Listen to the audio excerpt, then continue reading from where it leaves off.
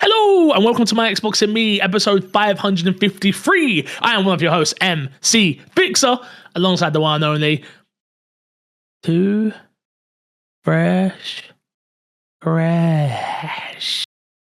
Hello, Crash. Why? I don't know. So, okay, do you want the truth? Do you want the actual truth? Yeah. Nothing but the truth. I looked at you and was like, do I mention his hair this week? And I thought, no, maybe not, because he's got a ponytail. But I thought maybe I do say about the ponytail, but I thought no, because then he might become conscious about the ponytail, so I won't mention the ponytail. And then I thought, blah, blah, blah, blah, and I was like, okay, I'm too far in now, so here I am. So there you go. That's why. And in doing so, you've mentioned the ponytail four times. Please, no. No, please don't do it. No, thank you. And of course, the man on the ones and twos is Mr. Paul Despawn. Hello. Hello. How are we all doing? Doing well, actually. I'm like, you know what? I'm doing okay. I've got a little story time for everybody. I started a new diet, as everyone, some people will know or not. I've moved on to shakes. And I'm meant to have no food past my lips for the next 12 weeks. I found that today. Yeah. And I ate something. But I'll tell you this right now. It was either between me eating something or me putting a hole in a wall. So I did 5. So I checked my weight and I checked my bloods. Again, for people who don't know, type 2 diabetes, ate too much sugar, yada, yada, yada. Diabetes in check, fine. So, that's a good thing. How much weight do you think I've lost? Not eating 5 days and just doing these shakes? None. Okay. Fresh? 5 pounds. £8? You've lost 8 pounds? Yeah. Nice. £8 doing this. Now, is that a little bit scary? Yes. Yeah. Is it also not scary? It's also like, did I just eat a big meal? Yes, I did. So did I just put on £8? More than likely. But hey, it is what it is. But yeah, either way, we'll see what happens tomorrow. Tomorrow's my weigh-in day. But yeah, it was either eat today or I was going to kill somebody. So yeah, go on. Oh, is that? Oh, I don't trust my wires to do that right now, Despawn. I'm sure you told me beforehand. I'm sorry. I would have done it otherwise. Right now, I undid all my wires because my PC was playing up so much that yeah. I will next week. I got you. But if you didn't know, this is My Xbox and Me, not My Weight and Me. You can check us out every week. YouTube.com/My Xbox and Me, and then all podcast services. Promo time. Go and check out My Dice and Me, which is out right now. Episode 1 and 2. I have to say, I'm really happy with the feedback on it so far. Personally, I wish there was more comments. Don't get me wrong, but I always want more. But over 100 views for us on our channel that, can be very... I was pleasantly surprised when I went and checked it out and saw that people seem to have been enjoying it. Yeah, for something that we don't generally do on this channel, so it doesn't really feed the algorithm that we're generally in. Exactly. It's nice. I hate to say it, and you know me. I hate to do this. All credit to Matt. Oh, yeah, no, 100%. Yeah. Yeah, I mean, fuck that guy, but also, of course, respect to him for doing all the work. He put in a lot of effort to make that thing shine. Not just DMing it, but he did the editing as well. So yeah, kudos. It took long, but it's here and we're happy. So yeah, you get episode 3 tomorrow, and then the finale next Monday. So yes, you've got the penultimate episode coming on Monday. Let's jump into topic of the show this week, lads. PlayStation had their state of play. We reacted to it. I think I'm done with reactions, boys. Yeah? Really? I think I'm done with... yeah, I think so. I'm very tempted. I feel like I have to be fake to get anywhere with them. I get that. Yeah. You can't have it like because genuine reactions are like, oh, this is cool. Or this you can't really have that for a YouTube video. You can't be like, the issue, nice. I think my issue is like Resident Evil is my bread and butter, right? Yeah. So when I'm reacting to Resident Evil, I can usually go over the top. And this trailer was great, and we'll talk about it later on in the show and stuff. But even then, I was just like, I don't feel like screaming right now. Like, also, it was late. So yeah, it wasn't really. It was like it's a normal state of play time. Care about that. Yeah, no, I don't. Do you remember Resident Evil 2 when I woke up Haley? It was hilarious. But yeah, I don't know. So I'll let the audience keep telling us if we want reactions. Maybe I'll just make Crash do them from now on. So just Crash on his own. Well, he hasn't streamed yet, so he has to do something. Yeah, that's true. That's true. Okay, it's not a podcast anymore.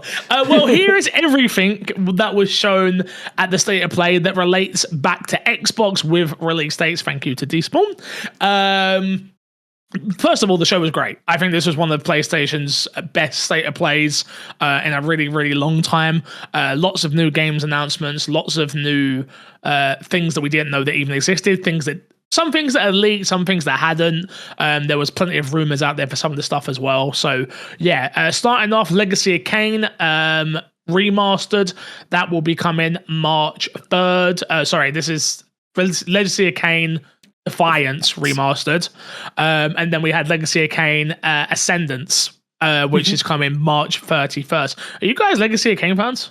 I am the Soul Reaver games. And like Defiance is like a continuation or like prequel. I can't remember which one it is. I never played Defiance, so like I'm interested in checking this one out. But like I'm in so much as like it might be interesting, not like I'm hyped as hell for it. I mean the updates look cool, but that's probably about it. Yeah, I was never at Legacy of Kain. Never. I never got into it ever, to be honest with you, even back in the day. So for me, I agree with you. I do actually think they did quite a good job of showing how big the upgrades are. And I do think for some people that love Legacy of Kain, they're going to enjoy this. I'll be honest with you, I always thought Legacy of Kain was called Soul Reaver. That's what I used to call it. So Soul Reaver is the kind of like the 3D action like spin-off from the Legacy of Kain. So Legacy of Kain basically played like old school Diablo. Oh, interesting. And then the Soul Reaver ones, when it came to like the 360 era, was like a 3D action platformer kind of thing. So yeah, I always thought they were both really different games. No, I didn't realize. Same. Yeah, Legacy of Kain is a series, and like Soul Reaver is a spin-off. Huh. Well, there you go. You learn something new every day. Only found that out by listening to Podcasts Unlocked, by the way. After Brian McCaffrey loves Legacy of Kain, and it used to be like Legacy of Kain, and then it's Soul Reaver. He said Soul Reaver once. I'm like, wait, they're different. I'm so confused. Okay, anyway. Next up, we had Dead or Alive last round. Dead or Alive 6 last round, by the way. Crash loved it. He loved every single minute of Dead or Alive last round. Can't imagine why. Yeah, there was a shot in particular that Crash loved of this show, didn't you, Crash? Yeah, oh, absolutely. If you go watch our reaction, you can see me the whole time. Only time I popped off was specifically during this.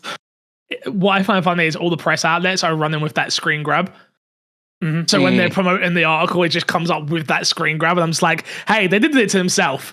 You can't, you know, that like, you can't be mad at people. They did it to themselves, to be honest with you. So yeah, I was gonna say, you act like they did it to themselves, like it wasn't their intention to do so. Like, of course. Yeah, the Dead or Alive has always been for the Gooners. Let's just put it out there. Yeah. That's why I play it. Chris, do you like Dead or Alive? Are you interested in Dead or Alive? You gonna play Dead or Alive? No. I don't know if I've ever played a Dead or Alive, to be 100% honest with you. Oh, you're missing out. Yeah. So absolutely. Trust me. No, I mentioned it when we were doing the, and I didn't know there were male characters in Dead or Alive. This is legit something I did not know. So did you ever play the Dead or Alive volleyball game? No, I haven't.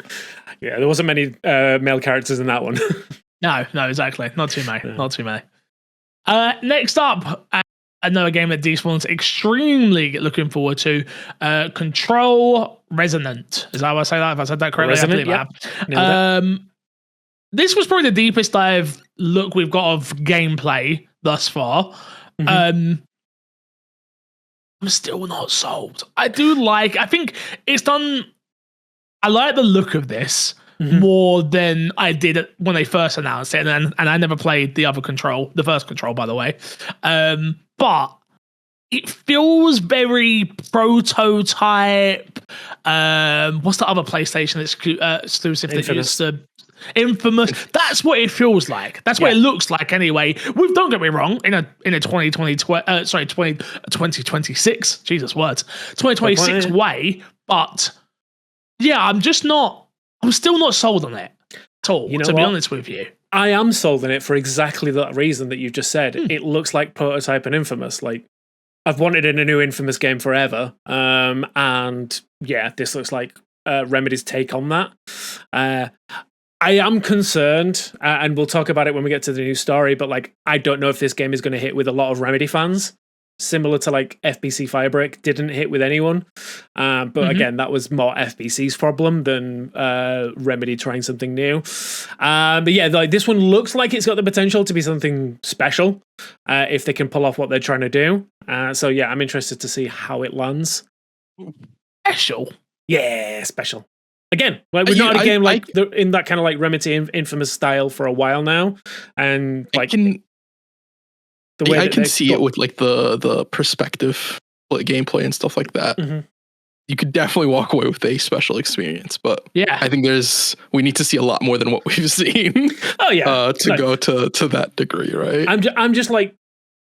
Just the element, like for me, it's this like, how big is the world going to be? Because the scope, the general consensus of the game is that you are like the hiss from control of escapes out into Manhattan. Is it going to be like a big full like map size like that, or is it going to be small hub areas? What they're showing seems to be quite large. So hopefully, and then yeah, some of the boss fights that they've been showing off as well have been pretty cool. So yeah, no, I reckon they've got something good here, but it's just whether they can stick the landing. We'll see, I guess. We'll see. We will. This one, you're gonna have to tell me what the hell this word is. Brigandine Abyss. What the hell is a brigandine?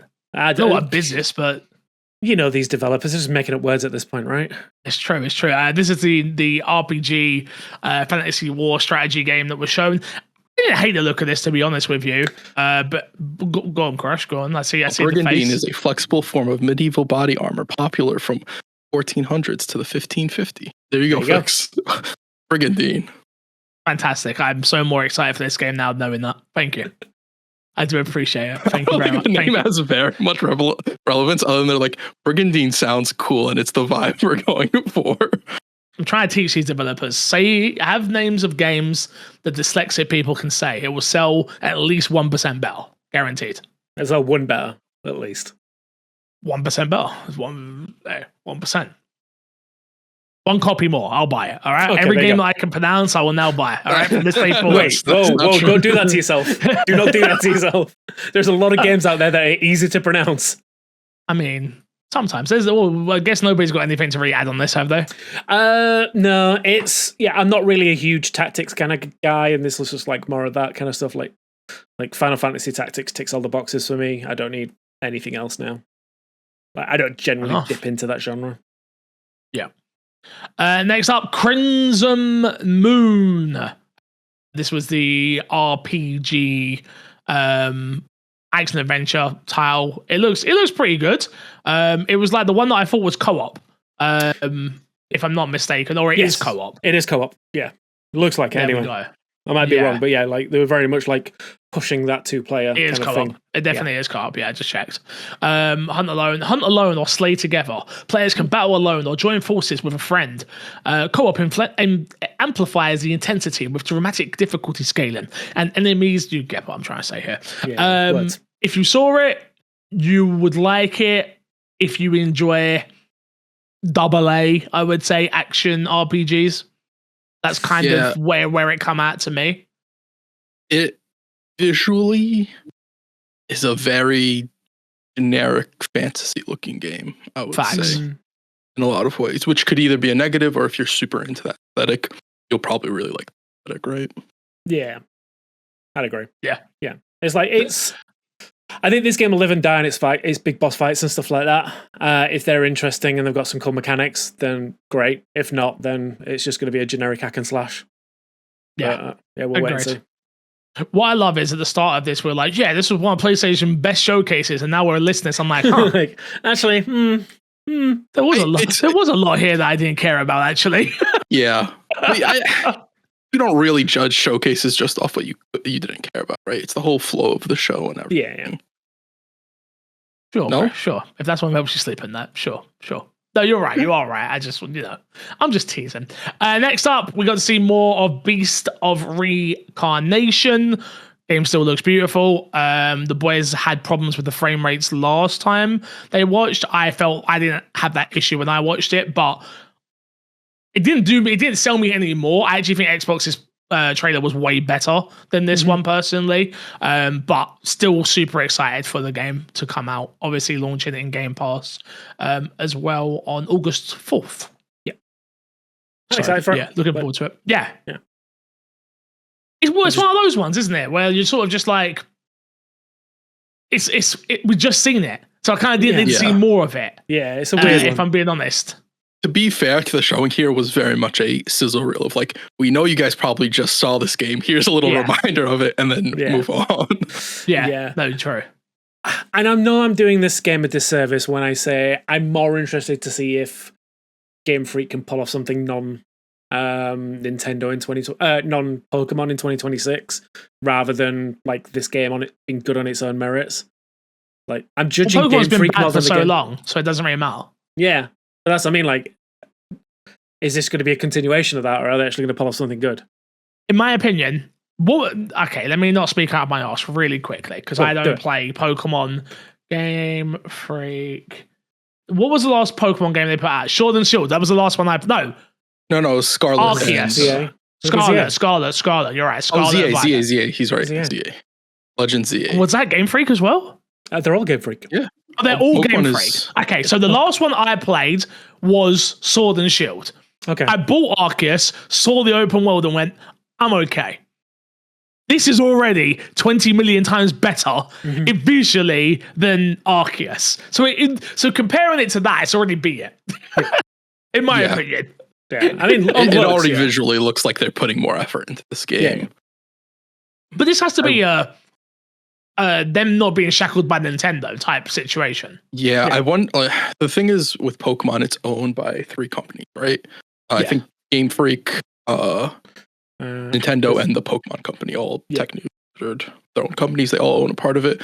So I imagine, like, if you've heard, I remember the budgets. I forgot if we ever talked about the budgets for Pokemon games.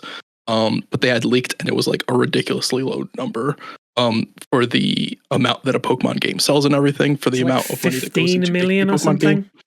It was something like that. Yeah, it was uncalled for. That I look at this and I'm like, this probably either had more money or they didn't have to scope it in the way that a Pokemon game has to scope, because you still have to compete with past Pokemon games, right? To a degree. Yeah. And if you look at the more recent stuff, it feels like they found ways to, we're going to zone off areas, we're going to do this and that. And it feels like they found ways to like sort of minimize the amount of work to do to fit it within whatever budget they're given. True. Fair. But yeah, we all agree. We all like the look of it. We're all probably going to play it day one on Game Pass. So that was cool. Yep. Next up, Rayman 30th anniversary. I cannot believe it. Rayman is 30. Yeah. It makes perfect sense because I'm 33, almost 34. So it makes perfect sense. But yeah, I'll be playing this tomorrow. #ad over on the Ubisoft channel. It comes out February 19th. If you're listening to this today, the day it came out, come and watch me over on the Ubisoft channel at 11 o'clock. We'll be doing giveaways, so you'll be in with a chance to win yourself a copy of Rayman 30th Anniversary. So yeah, it looked good. I like the look. I like the idea. Chris, you mentioned it, so I won't steal your comment, but I agree with what you said on the live stream, to be honest with you. Do you remember what you said? You'll have to remind me what I said. I do not remember. I thought so. Did you like the way they're doing the sort of anniversary remastered remake sort of things about bringing in all of the lost content and things like that? Yeah. Legacy of Kain did it too earlier in the show. If I believe they brought back levels that were scrapped, or the sequel that was scrapped or whatever, the early prototype of it or whatever. And I do really like that that's sort of the direction they were going, because for a while remasters were just like, there's a HD res game of the version of the game, where now it's like, here's all this lost content, the lost levels, the deleted stuff, a bunch of behind the scenes for people who like really love these games. And in a way, it feels like it's gone kind of full circle, and like it used to be more about sales, where there feels like there is a level of game preservation. And don't get me wrong, it's still because you want to sell more copies, but it feels like there's a bit more love put into it, whether that's the intention or not. Yeah, it's always tricky, right? When you do a anniversary edition of anything, because everyone has their own sort of thing that that makes them excited for that thing. So if that changes at all, you're kind of in a bit of a struggle. So yeah. The goal with these things is obviously to preserve what it looked like originally and what it felt like originally, and then like I say, if you can add extra to that doesn't take away from those original vibes, then great. It gives me, this one reminds me a little bit, do you remember the Rare Replay when that dropped? Yep. Yeah, it gives me those kind of vibes as well. They did a similar thing where it was like, here's all the games, here's some background information on stuff as well. Like I like it. I like the idea of preserving it. Like Rayman was never really a game I got into, but like I respect this for what they're trying to do here, rather than it just being like a simple, here's all the games, that's it. Like it features 5 different versions, 120 extra levels, and an exclusive documentary. Yeah. So for $17.99 in the UK, by the way. That's not bad for what you're getting as well. No, I've just looked at the Steam reviews, which again, that's down to you whether you take it with a pinch of salt or not, but mixed reviews right now. A lot of it coming down to the original soundtrack. Seems like that may have changed from previous. Seems very harsh, if I'm being honest. Yeah. I get why people look. The problem is when you remember something a certain way, it's like them remaking Resident Evil 2 and then not having the iconic like save from music on there, like, what the hell is this? This isn't it. So I can understand why people may be upset, but it does seem a little harsh considering how much work probably went into this. Agreed. Moving on. Are any of you going to play this, by the way? No, but mainly just because, like I say, Rayman was not a thing for me. No, you didn't rush. Fair. Is it Mina or Mina? Mina the Howler. No, I said that totally wrong. Hollower. Bro, what the? Well, yeah, so you're not buying this game because you can't pronounce it. Got you. Go. Can't pronounce it. I'm out. Oh, I know what game this is. Sorry. I have totally butchered that. I do apologize. This is the Shovel Knight team, right? This is their next title. Yeah. Again, it's very much that pixel art style. Did you say? I'm pretty sure you said on the live stream this is like their make or break game, if I'm not mistaken. Yeah, for the Yacht Club studio. They've came out with a statement. Let me make sure that they're the one who made the statement, but pretty sure they came out with a statement that this is kind of do or die for them. Because they haven't really done anything since Shovel Knight. Oh, they've done a lot since Shovel Knight. Like 24 DLCs for Shovel Knight. Well, yeah, but no, I get what you're saying. Yeah. It's all Shovel Knight DLC and now this. So, but the Shovel Knight came out in 2014. Yeah, and they've just been working on that since, which is cool. Like, shows they like to support their games. But yeah, I'm interested. Like this one, I'm interested in. Again, partly because I've got it in my Fantasy Critic and I want it to do well, and partly just because, like, knowing the pedigree of what Shovel Knight brought, I'm interested to see what their take on like a top-down, like old school, like beat 'em up kind of thing is. I say beat 'em up, but it's like it feels like part RPG, part hack and slash, and like an 8-bit like shell. So yeah, I'm interested to see what their take is going to be on that. And like if Crush is right in saying that it is like make or break for them, like I hope it is a break. It is. They said it's I've got the statement here. If you want me to read it, go for it. It's just a quote: "If we sold 500,000 copies, then it would be golden. If we sold 200,000 copies, that would be really, really great. If we sold 100,000 copies, that's not so good. Given that Shovel Knight sold," and this is not end quote, "given that Shovel Knight sold 3 million copies since its release in 2014, some believe that the studio's targets for Mina the Howler should be manageable." But yeah, there's a direct quote of like, quote, "Make or break and relying on its next game's success. Otherwise, they're going to need more funding." Is that not kind of wild? That's just the state of the industry, right? Maybe I'm, bro. Like, Shovel Knight sold 3 million. Yeah, but again, that's a game that came out 10 years ago. Yeah, it's also 3 million copies with buying it on sale, all these other stuff, splitting between your publisher if if they're not self-published. That's true. Yeah, marketing, all of the stuff. Feels like, again, you're also paying wages for 10 years of a studio being alive. I didn't realize this game was a Kickstarter either. Mm-hmm. Yeah. And it raised 1.2 million. Mm-hmm. Yeah. So that kept them going for a while, but yeah. But we just talked about like a Pokemon game being like 15 million. Like games aren't cheap to make, so like a studio can't blow for $1 million. No, yeah, you're right. It's just, I'm well. It's also good luck studio to them. size. Did they make the studio bigger after Shovel Knight's success? It's like a lot of like questions. Like if you look at Team Cherry didn't make their game, their studio bigger after Hollow Knight's success, right? They kept the same studio size, the same team, and kept doing their own thing. Yeah, I think they went like from like 6 to 8 or something was the rumor that I saw. The next game we're talking about is one that you're excited about. Never, the prologue. This is the Grist team, which I know you enjoyed that game. I loved Grey. I never played Never. I can't believe I just said that. So I never played Never, but like the fact there's this prologue coming out as well, like this might be the time to jump into it. It like just this team just makes beautiful games. Like they're just beautiful looking games. Like if you haven't played Grey, go play Grey. It's French for blue, I believe. Great, interesting. Yeah, it's great. Yeah, I always thought it was Gris until they won an award and I saw them on stage and they said Grey and I went, oh yeah, French. They don't know what they're talking about. They don't I'm know also what the guy words that are. works for Ubisoft and refuses to say Ubisoft. So, you know. Yeah.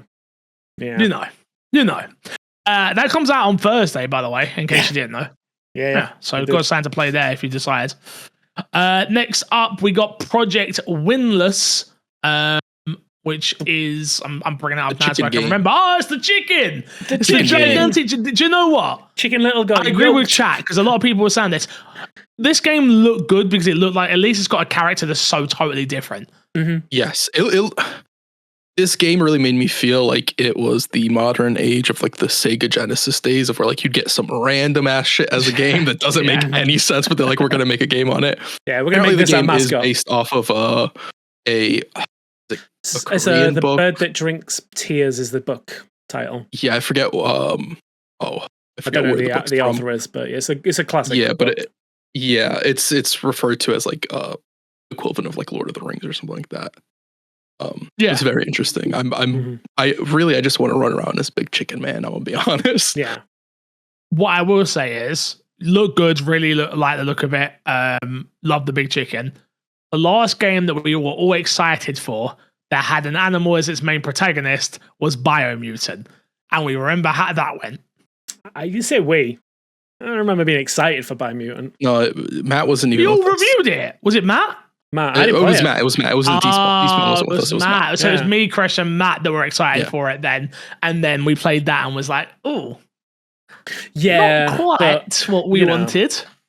They weren't like, that wasn't like animals on steroids though, was it? It was just like animals with like, who could stand upright. This is animals on steroids. The team that made Biomutant? Was that their first game? I'm not too sure. This is made by Saber, if I'm not mistaken. I can have a look and confirm. But yeah, this looks good. To confirm real quickly, Crash, the books is it's by a South Korean author. Korean, there we go. There you go. Just to let you know. But yeah, I like the look of this. It's led by the former Far Cry director as well, by the way. Yeah, Far Cry 3, Far Cry 4, 5, New Dawn, and Tom Clancy's Rainbow Six Extraction before he left to join the PUBG publisher. Yeah, and I think they've kind of hinted that they're kind of going for a cross between Dynasty Warriors and God of War as well, which should be kind of interesting. Yeah. And also, to confirm, the Biomutant dev was Experiment 101, published by THQ Nordic. Yeah. So THQ. Their developer is not Saber. I was mistaken. I'm looking at the list, and Saber was for John Wick. Yeah. What? John Wick was shown here? We haven't got there yet. Sorry. Spoilers. How dare you? But yeah, it looked good. I will 2026 release date. No release date. No release date for this one. So I am happy if this gets pushed to 2027 if it is a 2027 game. But yeah, I'll definitely keep an eye out for it now. Hopefully they'll overshow it like we seem to get for every single game nowadays. Yeah. But I will say this one seems to have quite a lot to show. Like usually with these kind of things, it's just like here's a cutscene and a title card. This one, like they seem to show some like a fair bit of gameplay. It wasn't real. Like it was the same. Was it real gameplay? Yeah, was it like? It was. here's something that looks like gameplay. That's kind of the. It felt very Dynasty Warriors, though, didn't it? It's very much like, we're going to give you gameplay of us smashing up people, large quantities of enemies. And we'll cut, and then we'll show you another shot of us smashing up loads of enemies. Which means, like, the animations look great. The animations look great. Like, chicken little got hands. What can I say? Yeah. Chicken not so little got hands. Next up was Star Wars Galactic Racer, which, looks like Burnout in the Star Wars universe. Cool. Yeah. Sure. Cool. Yeah. But, my problem is, and like I'm a big Star Wars fan, we know this, but my issue is with those kind of games, I cared more about the soundtrack than I did the game. Like when I played the Burnout games, it was more about the soundtrack for me. I don't think I'm going to be, getting into the Cantina theme as I'm racing around Tatooine. So yeah, not really. Like, I don't know. I'll check it out when it comes out, like when we see more of it as well. But yeah, right now I'm just like tempered expectations. Probably smart, if I'm being honest with you. Plus, no Jar Jar Binks yet. You don't know that yet. He wasn't in that era. If we get Jar Jar Binks, I'll play the game. I'll play it. Yeah. Well, you'll play to unlock him, even if you have to like 100% the game. No, he'll just pay for the DLC that unlocks it. It's fine. Gee, that's a big commitment there. That's a big commitment. Now I love Jar Jar Binks. You always talk about Jar Jar Binks got to be in this game. He's the best character in Star Wars, right? He is the best character in Star Wars. That's a fact. You can pretend he's not, but it's okay. We all know. We all know the facts, and the facts are that he is. Making a return though, Konami had a big showing at this showcase. Unfortunately, some of the titles they did announce are not coming to Xbox right away, which is, I don't understand why they haven't taken the Square Enix approach, but okay, it's fine, whatever. But one that is, and probably one of the most important ones that is for the very first time, which is the Metal Gear Solid Master Collection Volume 2. This will feature the original Metal Gear Solid 4 Guns of Patriots, which has never been seen on Xbox ever, and never been seen outside of the PS3. So, huge. And Peace Walker, which is a huge one as well. But not as big as this, but yeah. No, we're all excited for this. We were all excited. Yeah. Yeah. This was probably the announcement of the state of play for me. I've wanted to go back and play through all of the Metal Gear Solid games for so long, and I've just obviously never been able to. But now I can. Well, I can in August anyway. Is that when it drops? August? Yeah, August 27th. Oh, so far away. Yeah. So far away. I'm super excited for it as well. I've never played Metal Gear Solid 4. As we all know, Metal Gear 1, Metal Gear 2, one of my top 5 games of all time. Rightfully so. Played Snake Eater when I was younger, but couldn't get on with some of the mechanics in that game because I'm a dum-dum. And now I have a Twitch chat that helps me be less of a dum-dum, so I'll play that again. But yeah, 4, I remember playing 4 very early on at my dad's shop when he got a PS3 in once, and he had it with it, and I was like, oh, let me check this out. Because it opens up and there's a bunch of like big Metal Gears, right? Like that, the opening of that game, and I was like, I'm good. No, thank you. Not interested. Like I didn't give it the time of day at all as like a dumb idiot. So yeah, really looking forward to being able to really experience this one for the first time, which should be a lot of fun, to be honest with you. I'm interested to see on Xbox. I'm interested to see how people handle this who have never played the Metal Gear series before, or I've never played Metal Gear 4 before, because this, I think if I remember correctly, this has got one of the longest cutscenes in any game ever, like coming in at almost an hour. An hour. If I'm remembering correctly, I will double check that. I will do some fact checking. But yeah, it's bloody long. But yeah, it's Kojima being his, because this was like Kojima's, like I think at the time, like he was talking about the ending of the series. 71 minutes. There you go. Yeah. Sit back and relax. You got a film to watch. I don't even remember this makes 71 minutes. It's got to be at the end of the game, though, right? I don't think so. No, it has to be. I don't want to look too much. I don't know. I think it's the ending. Ending. It's towards the end. That makes more sense then. But yeah. One piece of news to add that got buried, which we didn't see straight away, but is Metal Gear. This is not coming with a multiplayer. There will be no multiplayer. returning to this. Yeah, I'm sure it is, but I'm sure for some people it's also, and yeah, like I said, or have multiplayer, or was it Snake Eater? No, 4. It says Guns and Patriots Master Collection version of Patriots does not include Metal Gear Online. Yeah, I don't know what that means, but it doesn't have it. Yeah.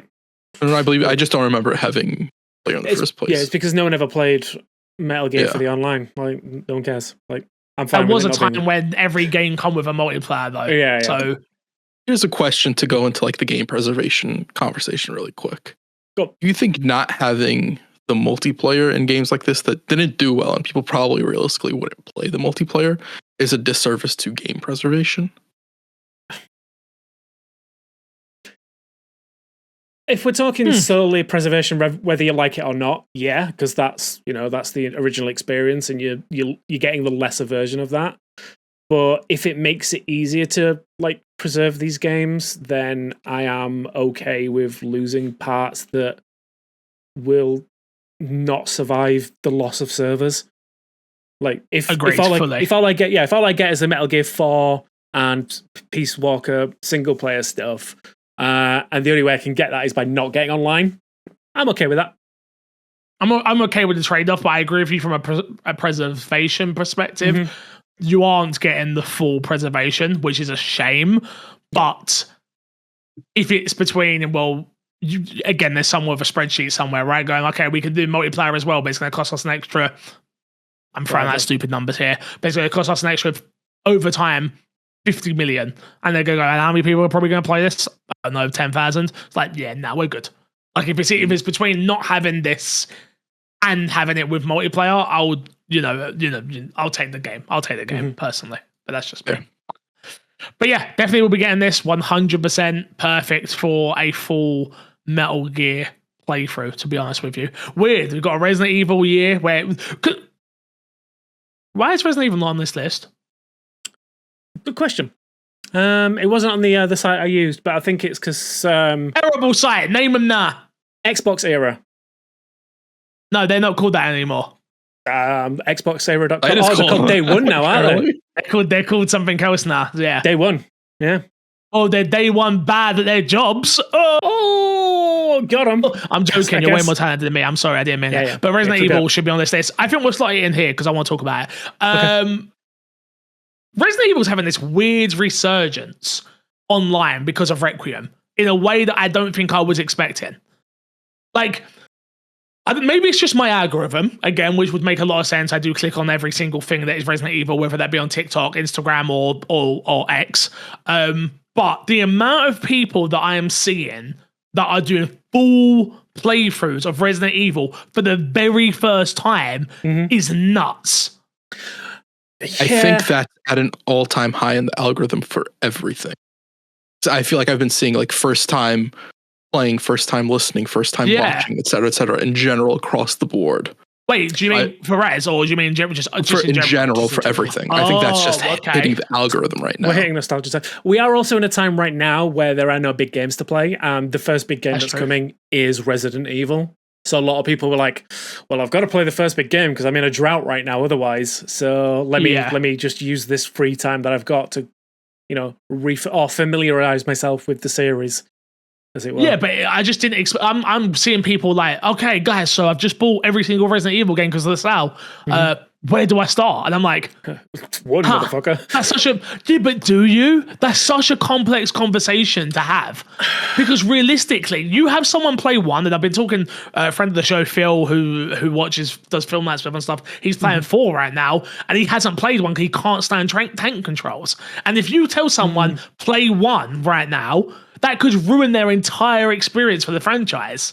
As somebody who's not super into the franchise, I'll tell you where I would recommend somebody start, and that's 2 Remake. Yeah. I think it's a really good game, but also it's like the most modern game, and from my understanding with the way you guys have talked about it, keeps very true to the original as well, so you don't lose too much in that aspect. If you were to go to 1, like if I were to play Resident Evil 1 and that was my first Resident Evil experience, I don't think I would play the other Resident Evils, even when 2 Remake comes out. That's fair. And not only that, if anything, if you're like going by what you're saying, like starting at 1, you should start at 0. Yeah. At 0 is the worst. At 0 is no no questions, hands down, the worst Resident Evil game in terms of mainline numbered. Yeah, we're not talking like Unreal shooters and exactly. Characters, like exclude the characters bits. No, the characters are the worst. The characters are the worst. Oh. Yeah. Well, one of them is terrible. Can we have a conversation, Chris, real quick? Come here. No, come here. Yeah, okay. I just want to tell you something, Chris. Yeah. Billy is an awful character in Resident Evil. What was that? I can't hear you. I don't know if you're saying something to me. Crash, come on, come back. Crash. Yeah. Okay. All the characters in Resident Evil are garbage, you say, right? Yeah. A character that ends with, and we never saw him again. Okay. Okay. Even the developers knew he was bad. Just real quick, okay? Yeah. So is it the problem Billy, or is the problem Capcom for being unable to express how great of a character Billy is to the players to ever utilize him again? That's why he's saying a remake would be perfect.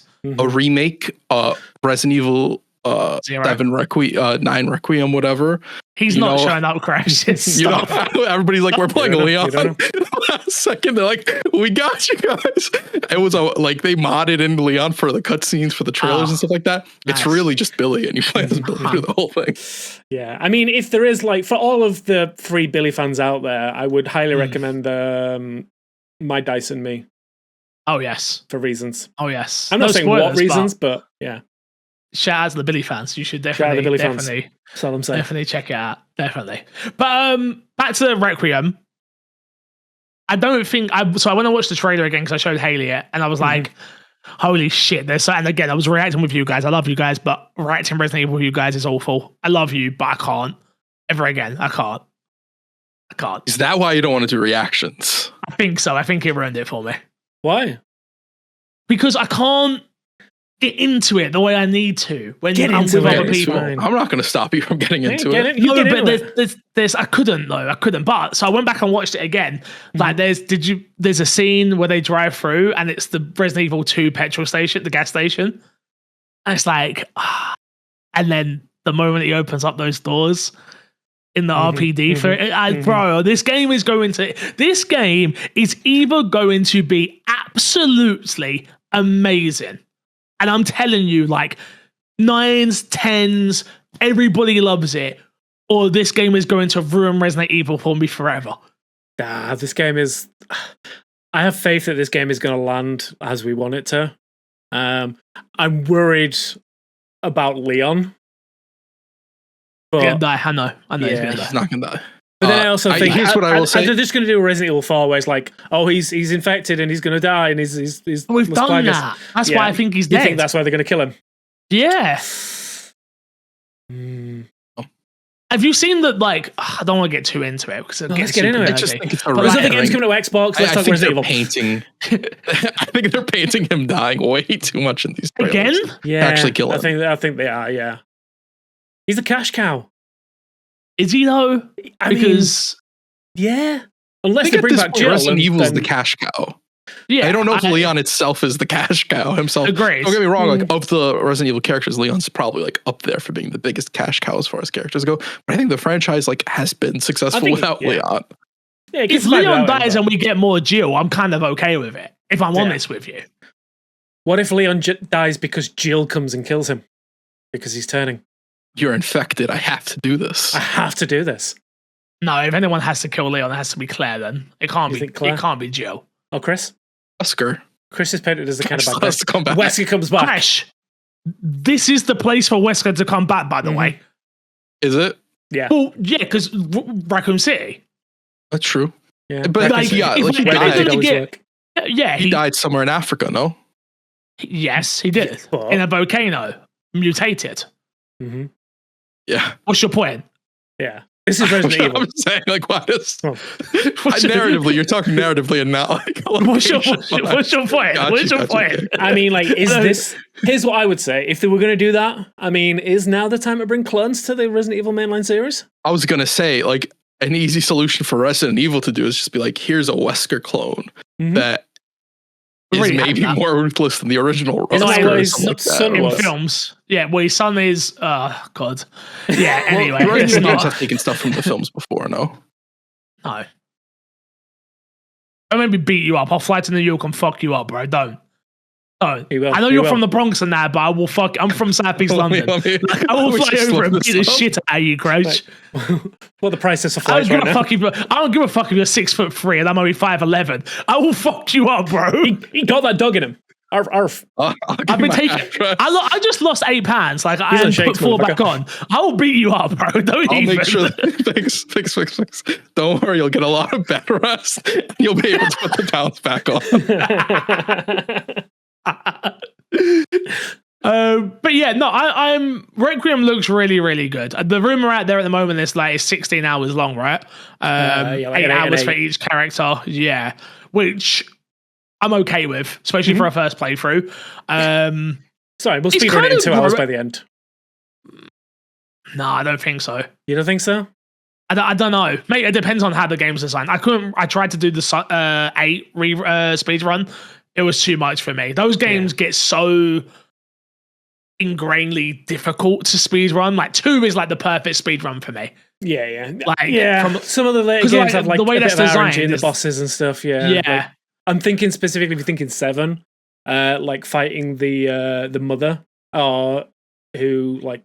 Yeah, but that's a piece of piss once you know how to do it. Yeah, it is, but like she'll pop out of random places. It's just it's the RNG-ness of it that can slow you down a little bit. Sure, exactly. So like, but there's more of that in the games nowadays. What I will say is the Leon stuff has grown on me. A lot more than when I first saw it. After watching, I showed Haley the newest trailer, and she was like, "When did Leon come back?" And I'm like, "Oh shit! I forgot to show you trailer 2 and 3. My bad." So we went back and watched all of them. And I was watching that Leon gameplay again, and I'm like, I understand it. Like as much as it may frustrate me that it's no longer survival horror, if Grace is actually a likable character, and once I play Outbreak, it gives me that touchstone to her mum and all that stuff, this could actually work. Yeah. And obviously Sherry's back, which is kind of cool. Don't do it, Crash, please. Please, Crash, don't do it. Just don't. I'm not in the mood. Another reason why you don't want to do watch-alongs with us. I get you. Exactly. Yeah, you fucked up my clip. But yeah, no, I'm really excited for it, and we're literally a week away. 2 weeks. 2 weeks. 2 weeks. 12 days from recording. Man. Crazy. The temptation to book the day off and just play Resident Evil 9 is so real right now. I mean, the fact that you haven't already is dumb. You have an unlimited PO. I know, right? When does the other Capcom game come out? The other Capcom game? The space one. Oh, Pragmata. One I'm excited for. I'm forgetting what it's called. Pragmata, yeah. April. Yeah, when does Pragmata come out? What's that got to do with Resident Evil? We're nerding about Resident Evil. No, I'm just thinking, my mind went to Capcom and releasing games close to each other. It was more so where my mind went to. Yeah, no, I think that's April 4th or April 24th. It's in April, though.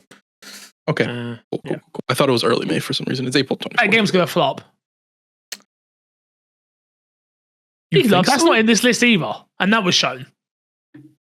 Yeah, it's not. So out day one. What the hell? Day one. Bruh. We need to have some conversations. Bruh. Like, what else did they miss that we're now not on here? All right? You can't blame them. They're in a transition period away from Xbox, so their mind, their mind's not there. Exactly. Yeah, not there. Yeah, I'm excited, nonetheless. Moving on, we got to see Darwin's Paradox, which showed some Metal Gear stuff in it too. I'm gonna be honest, don't care. I'd rather move on to Castlevania. Just to stop you. Go on. Every time I've seen this game, I haven't cared until someone pointed out it looks like a Pixar game when you pay attention to it. And it kind of makes me feel like it's Finding Nemo, but with stealth. And that kind of interests me. What are you talking about? Well, you play an octopus trying to get back to the sea. But there's also aliens for some reason. I don't know what that's about. But yeah, it feels like a little stealth game where you're trying to get back to the sea. You're trying to sneak back to the ocean. You lost me, bro. I love you. You know I love you, but you lost me. I know you do. I love you too. You come out with some shit that I'm just like, what are you on about? Yeah, I'm not excited for this game at all. But I will say, very gamey game. You know, you gotta appreciate when it's not. No, let me clarify what I'm saying. You have to appreciate when something's not a sequel or built on an IP, and they're just sort of making a game, I guess. Yeah, and especially being attached to like Konami or whatever. Cool. Yeah. Sure. I care about. You can play Crush. No, I said not that I care about Exactly. Moving on. Let's talk about a game that we are all going to care about, which is Castlevania Belmont's Curse, done by the Evil Twin? Evil Empire. Evil Empire, sorry, thank you. Evil Empire team. Looks fantastic. If you never got to check out Rogue Prince of Persia, you did yourself a disservice. But this, I'm not a Castlevania fan in any way, shape, or form, but this game looks amazing. I really, really, really was blown away by what we got to see of this new Castlevania game. Was it confirmed? I think it might have been confirmed that it's not a roguelite, if I'm not mistaken. Yeah, it's just, it's the game's world is open and non-linear, following the Metroidvania format established in Castlevania Symphony of the Night, including an auto-filling room, etc., etc. Yeah. Yeah, so you're not going to have like deaths and then incremental upgrades. It is going to be like you can go A to B and just complete the game. But that made me a lot more excited for it. To be honest, 100%. Like, I was with it. If it was just a roguelike, I was like, I'm cool. I'll play that. It looks fun. But knowing it's not that has me a lot more excited for it. Yeah, for sure. Like I would, like I say, I love a good roguelike, but like I'm kind of okay with not having one this year that kind of jumps out at me. Like this being an actual Metroidvania gets me more excited than anything. And yeah, like I say, if this brings back the classic Castlevania vibes, then yeah, I'm here for it. Yeah, I'm fully in day one. For me, honestly, really, really, really was surprised to be excited for a Castlevania because I've never, ever, ever, ever played one ever. So super in, super looking forward to it. Next up was a game that has been rumored, and we finally got to see it for the first time.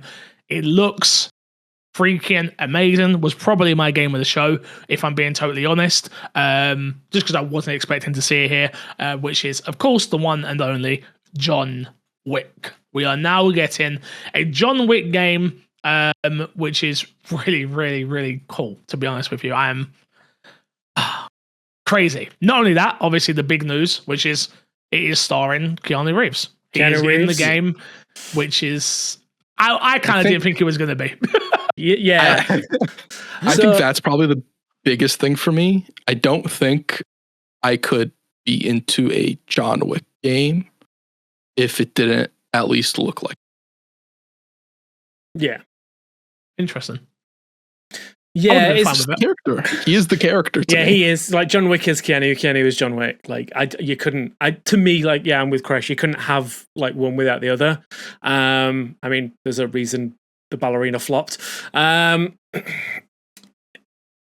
but this looked good. Made by the same team who did the Space Marine games recently, Saber Interactive. So like for all their whatever opinion you've got on there, they always like their combat was always crunchy as hell. And that's what you want from a John Wick game. So yeah, I think it's a good choice, good pairing. Yeah, no, I think you're right. I think if you wrote down a bunch of studios that you might have wanted to work on this, I don't think this is a terrible pick at all, to be honest with you. No release date for this, unfortunately, so we'll be waiting. I expect we're waiting to 2027, maybe 2028, if I'm being honest. Yeah, agreed. So, but yeah, cool that it's been announced. I'm glad they got ahead of it, so nothing leaked and things of that nature. Even though I know it was kind of already leaked and rumored, but yeah, really cool, good showing. Excited, very, very excited. And the last game on this list is Marathon. March 5th, obviously, we will be getting the Server Slam February 26th. Probably my favorite showing of Marathon. I'll be honest, I haven't given a crap about this game in any way, shape, or form. Could it be the fact that I'm now out of Arc Raiders? Probably, if I'm being honest with you. I've been looking for a new shooter to play. I do like looter shooters. Well, yeah, it is a looter shooter, right? It's an extraction shooter, yeah. Extraction shooter, thank you. That's what I was looking for. Extraction shooter.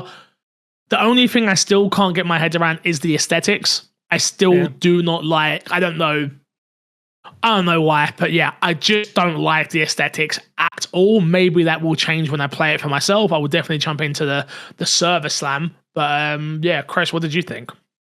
Yeah, I'm with you. I think this is the best showing the game's had, but I do think that progressively they've gotten better at showing off the game, and the early showings were just very, very jarring. And it could be just like you said about the art style, just getting more used to that art style because it is very different. But yeah, I like the showing. I'm excited. I've been seeing a lot more positivity on Marathon, which I think is a good sign, which could partly be my algorithm, mind you. Could be that. Could also be that it seems like they've paid a lot of people already. I'm seeing a lot of hashtag Marathon partners being thrown around by lots of creators as well. Just to put that out there. Just sure, to but put like that when I'm talking about like I see positivity, I'm not looking at like I'm looking at like Joe Blow talking about the game. Sure, but at least from my experience, as soon as creators start talking positively about it, it seems like it can turn the message around on other people's opinions as well, especially online. Mm-hmm. The Maybe disagree, but yeah, I think no, like everyone wants to pile on positively or negatively. Everyone wants to be part of that conversation. Like, but yeah, I don't know. But for me, I've never had a problem with the art style apart from the bits that were stolen. So yeah, I'm kind of okay with it. It reminds me of like you guys are too young for reminding this, but it reminds me of like back in the day, like in the like I used to get books from like the early 80s and 90s where it was like brutalist future, what people imagine the futuristic sci-fi stuff's going to be. This reminds me of that more than anything. So I'm okay with that. I used to love that kind of stuff. And yeah, like it's Bungie. Bungie know how to make a shooter. It's every other thing around it that I'm a bit concerned about. Like I've never enjoyed the PvP elements of a Bungie shooter. I've always been the PvE side of it. Like when it comes to Destiny or Halo, I've always been about the PvE than the PvP. So I'm interested to see if this is one of those games that's going to hold my attention, because from everything I've read and seen so far, it seems there's not really much scope, or they're not really kind of leaning into the like cooperative elements of it. It is very much like if you see a team, attack that team. Oh yeah, absolutely. It's not an upgrade that's where you're talking or anything like that. Yeah, I mean there is that stuff. There is like local comms and stuff in there, but like then it's not they're not leading into the co-op side. If we're gonna be real, like even with Arc Raiders, would you have said that about Arc Raiders before people actually played it? Agreed. No, I wouldn't. I don't think you would have said Arc Raiders is leaning towards like the cooperative aspect. People made that aspect a thing in the game. Yeah, I'm interested. Like I said, I'm going to be jumping at the Server Slam when it drops on 26th. So yeah, we'll see. But yeah, I don't know if this is the one that's going to keep my attention. Time will tell, but does it need to? Maybe it can just give you 100 hours and you're good. It's kind of how I feel about Arc Raiders. Yeah. Like Arc Raiders gave me 230 hours. Would I have loved it to keep me longer? Yes, but 230 hours is a good amount of time. Yeah. I think the best thing for Arc Raiders is partly also this game being successful. Because then you have people who stay in the genre and can switch from one game to the other game. And you're kind of seeing that with I don't think we don't have a story about it, so we're not really going to talk about it. But with Overwatch and Marvel Rivals, the player base keeps jumping back and forth to the point that they're both relatively healthy right now and in a really good spot. So that being, if that was something that could happen to both Arc Raiders and Marathon, it would just be really good for the people who are a fan of the genre in general. Yeah, it's the whole thing of the rising tide lifts all ships, right? It's like if the genre is more healthy, then more people are going to be interested in checking it out. People only listen to this podcast because they listen to Joe Rogan. Confirmed. Yeah. Also, Alpha Males, right? Yeah, Alpha Males, baby. Yeah. The bigger the Joe Rogan deal, the bigger our deal, right? Exactly. He got paid how much for Spotify? So we got to be due a check soon. Surely. Yeah. £2.50 on its way. I'll take it at this point. Let's jump in to what's been in our box this week, boys. I'll start because I've only played really one thing that matters to the podcast, to be totally honest with you, which is a game we all played together, which was Roadside Research. It came out on Thursday. We all jumped in, all four of us. You can go check it out over on the My Xbox and Me the MXM YouTube channel. Go check it out. Hit the subscribe button if you haven't already. I had a really good time with it, I have to say. I thought it was one of the few social slop games that I had a good time with. Simple. It was simple, easy to understand. Everyone goops. Yeah. Everyone goops. Everyone's cleaning up. We goop together. A lot of hecticness, which is really fun. A lot of chaos if you're playing it the way we do, which is like spending money that you shouldn't and things of that nature. Yeah. It's good. It's a good time. It really is. Yeah. I think cool. The benefit to a social game like this, because you did mention that like the others don't get you, is that there's no downtime for you as a player if you mess up. Whereas if you're looking at your like repos or your peaks, it's like if you die, it's like you're just sitting there and watching play, and that's a lot of times just the worst experience. Yeah, especially if like a lot of times you play games, you're also content creating, so it's doubly even. And this game doesn't really have that, which is really cool. Mm-hmm. Yeah, for people who don't know what the game is, Despawn, let them know. It is a game where you play as a definite human and not an alien. Where you run a gas station, and you've got to like upgrade it, keep it clean, keep it running, while also like taking pictures of humans as your alien and like looking at doing like alien research and all this kind of, basically you're preparing for an alien invasion by running a gas station, and you've got to try to like convince the humans that are coming up to your gas station that you are not an alien, because if they think that you're an alien, they will send the FBI to take a look. And the men in suits will turn up and start investigating. And it's very chaotic. Like nothing stops when you're running through there. Like there are always customers coming in. There's always a car pulling up that needs gas. Gas runs out super fast. You've got to like clean up the goop that the aliens drop. Because if the humans see it, they'll get suspicious. It's very hectic. Every day is very hectic. But it's that kind of thing where like you say, like if something goes horribly wrong and like maybe you get hit by a car or something, you are straight back into it. It's like it's just constantly going, and it's just a lot of fun. Yeah, I really enjoyed it. I was going to say the one thing I'm interested in, I want to go back and try it solo, see what solo feels like, to see if it has the legs to do it solo. But no way. This game is 100% a co-op experience. Like having a group of people run the store together. Like we did it where it's like one person would take the cash register, another person would be on cleanup duty, another person would be on the store, like getting stock bought and put away, and they'd have somebody outside on the gas station. And when we started getting the upgrades and stuff, it's like I would be running around with a little camera taking photos of people without getting spotted. Yeah, it was a ton of fun. You mean getting spotted? Without you kept getting spotted.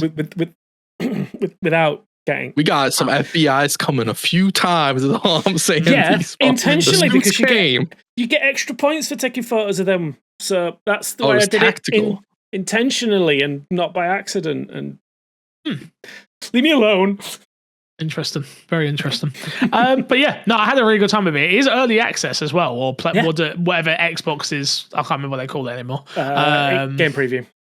Game preview. Thank you. So it's still a work in progress, but works very easy to pick up and play. If you've got friends, go play it with them. It's worth checking out 100%, especially if you have Game Pass already. So yeah, I also like the fact that you can design your own mask. That was. Yeah. Good game. But yeah, that's all I've played that people are going to care about. Despawn, let's go to you. What have you been playing? Lots of demos like this week. I've just been trying to play a ton of demos. It's been a while, but I finally got around to playing the Pragmata demo. And I am worried about this game landing. Oh no, I knew it. Don't get me wrong, like the elements that are there all play incredibly well, but I'm very worried that it's not going to have a lot of legs in that premise. So the new demo, which is the scrapbook demo that just dropped on PlayStation and Xbox and PC, I think is what I played. I don't know if that's the same one that's been out for a while. The same one. It's just finally came to consoles because it was PC exclusive at first. Okay, that would make sense. But yeah, so I played that and combat feels good. So the way that they've got it set up of like everything is on the triggers for shooting and the hacking is through the 4 buttons, and that really works quite well. And obviously having dodge buttons on your things, like it feels very intuitive as you're doing it. But I'm very worried that there's not much scope for it to grow from that point, like from what's in the demo. Like, I don't know how much they can expand on that element, or if it's just going to be expanding on the kind of bosses you fight and stuff. Yeah. Well, I mean, they already have it there. Like, you hack different things to get different stuff done with that. Yeah. On top of having different weapons and stuff like that, and then different enemies. True. But yeah, I don't know. Like I felt like I got enough from the demo to know that, like, unless I'm like, maybe I'm just being pessimistic or whatever, but like, I just didn't feel like there was enough there for me to go like, this is going to be a full game I want to spend all my time in. Like, I will say, the state of play got shown, and I agree with you. It was the first showing I saw it where I was like, huh, I hope there's going to be enough meat on this bone. That's it. Like, the bones are there, but it's what's the meat like? Yeah. That's weird for you to say as a vegetarian. I'm sorry. Yeah, I know, right? I meant the fruit on the tree. The tree is there, but what's the corn fruit on the like? cob? Yeah, the corn is there, but what's the cob like? The corn on the cob. Yeah. Sorry, I don't know why. Yeah. I don't know why we're going with that analogy. I like it. I'm interested though, because one of the things that the demo does is it offers you like a kind of like a speed run mentality to it when you finish the demo. So like when you complete the demo, it tells you how fast you did the demo in, so you could go back and redo it. I'm wondering if the levels are going to do that. Yeah. I'm wondering if the levels are going to do that. Resident Evil used to do that as well, mate. So yeah, I know. Yeah, I know. Did they? Well, I've never played a Resident Evil game before. You ever played a demo? I don't. Yeah. I don't reckon this game will be like very, very long. I think it'll be like your average like Resident Evil's length game of like 10 hours or something like that. Which to me would be a positive, like, because if they like the elements have got there, if they don't overstay their welcome, if they're like say it's a 10-hour experience and the story's good enough, then maybe that's going to be good enough for me. But I'm worried if they like try and drag this out to like a 20-30 hour experience. That's where I'm worried. I agree with you on that front. Like for me, I guess the difference is for me, I don't view it like from what I played. It does not give me at all the vibe of it being like even a 40-hour experience. I don't see it being that long. If it does even end up being like a 20-hour to 30 experience, I think it's too long for that game. Yeah, where it will drag on. I don't think there's much they could do here, unless it's like literally new enemies every so often. Just an impression of that experience to a degree. I mean, to give it credit, like a lot of the trailers are showing a lot of different enemy types. But again, the way that you fight them is very similar throughout. It is very much a case of like, you stun them, you hack them, you shoot them, you dodge them. Yeah, well, I mean, that's where the variety and like you'd hope that you can, because you can already do different stuff with like the different ways you can hack it. You'd hope that there's even more varieties, both the deeper you get in and you have a skill tree that you don't have access to in the demo. But hopefully you unlock new stuff there, but also like different enemies let you do different stuff while you're hacking them as well would be the hope of it, right? Yeah. Maybe I'm just more hopeful because I think the premise of it is just incredibly cool and they do pull off what they said to do with the enemies you do fight in that demo. Oh yeah, no, like I say, like again, as I said, the everything I got from the demo was enjoyable. I'm just worried what that's going to feel like after doing it for 10 hours is my concern. There. If there isn't enough variety in it. Other than that, I played the Replaced demo. So this is the kind of like 2D, is the one that's been shown at like every Xbox showcase like the last few years from the Ukrainian developers. It's like like Blade Runner, like cyberpunk kind of like side-scrolling thing. The combat is like looks cool as hell. I can tell you from playing the demo, I have a similar concern. The same concern I had with Pragmata. The combat that I got to check out in the demo is very basic, but they do manage to make it look cool. I will give them that, but it is very much a case of like hit, dodge, hit, dodge, counterattack, dodge, hit, dodge. It's like there's not much variety in that. But I'm hoping as you get further into the game, obviously the bosses will have different attack patterns and things like that, and it'll be more interesting. But again, I'm more interested in the story for this one, I think, and what it looks like. It looks like it's when you see like these 2D like pixel art games, it's like that, but taken up to like the millionth degree. It's how I think of like the way that they did like with Octopath Traveler and things like that. The way that like elevated like 2D RPGs. I feel like this is going to be that for like a 2D beat 'em up platformer. So I'm hoping this one lands, but right now, like with the way that the combat feels, it feels very like shiny but surface level. So I'm hoping that as you get more into it, it'll get a bit more scope. Again, I don't have to worry too much because it is going to be on Game Pass. So yeah, I can just jump straight into it. Yeah. And then the last demo that I played was a game called Esoteric Ebb.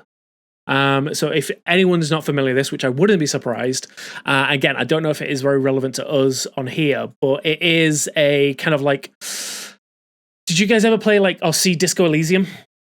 Yep. Yeah, so imagine Disco Elysium if it was a D&D, like classic D&D campaign. So you play as the cleric, you go around making sure you've got to solve this mystery that's happening in your world, and it plays like a classic D&D campaign where you turn up to a thing, you roll dice to make choices, but you are like, the game starts off by telling you are the world's worst cleric. And there's no reason why you should be solving this mystery, but here you are.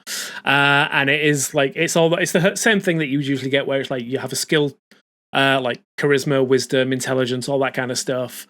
And you make dice rolls based on that, like depending on who you're speaking to. And yeah, it is very interesting and very cool. It's got that kind of like reverent like humor to it. Like in the trailer, there's a bit where you get attacked by a giant seagull. You start off the game with you being dead, and you have to go from there.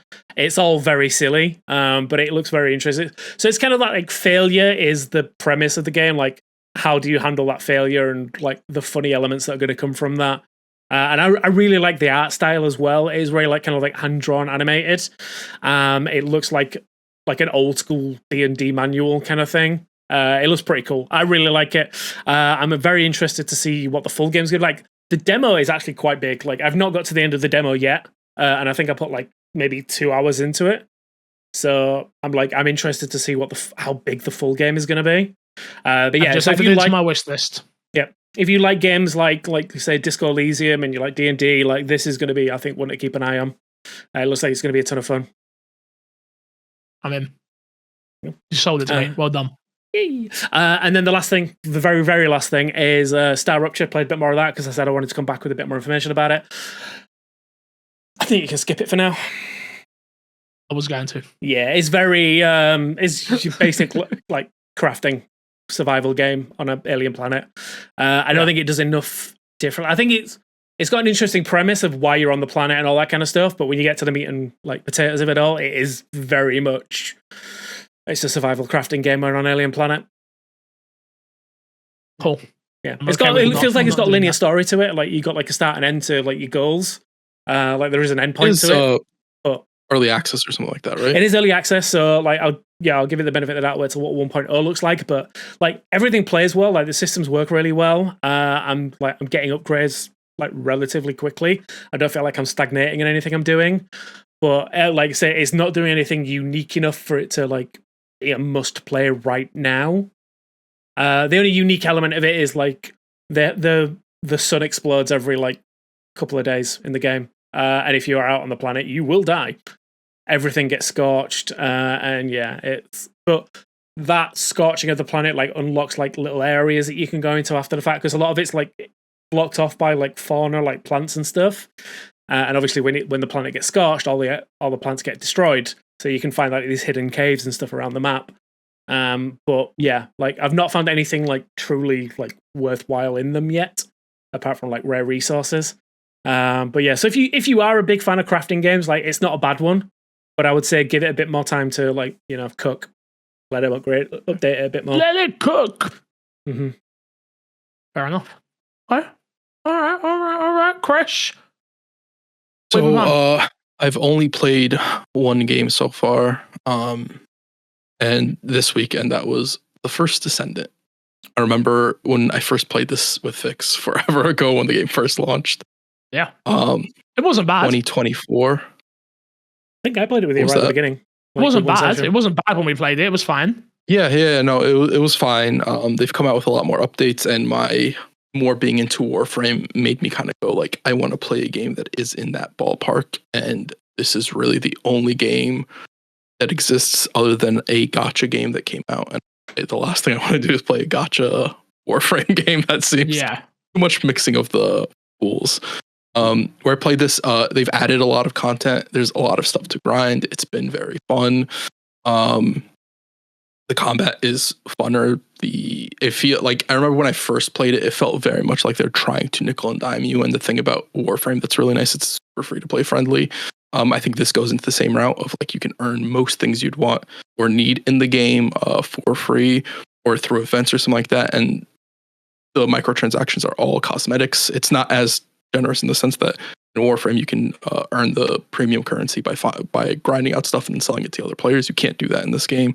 They do have a beta for trading system. I didn't really look into it to see how far it goes, but let me tell you that if I were to ever try to convince Fix to play a game, this is the game I would convince Fix, because this is waifu simulator if you ever wanted one, Fix. The game has physics. It is all about its physics. I know. I played it. I remember the physics. I remember. I'm telling you right now. I brought up a trailer for the video listeners. I've turned that trailer off for reasons that I don't think it's safe to show on screen. Let me tell you, when I played this game and I switched to a character that they give you that's like a deeper character, but you unlock it right away, and I was like, I don't know how this is allowed to be a game fully, like, honestly. I'm just saying right now, for those listeners out there who are interested to know what we're talking about, go check out the new trailer for Dia that dropped recently. I will. Fix is like, I want to see it right now. Specifically jump to like 1 minute 30. That's all I'll say. I will not be bringing it back up on screen. It's fun. It's funner than I remember it being.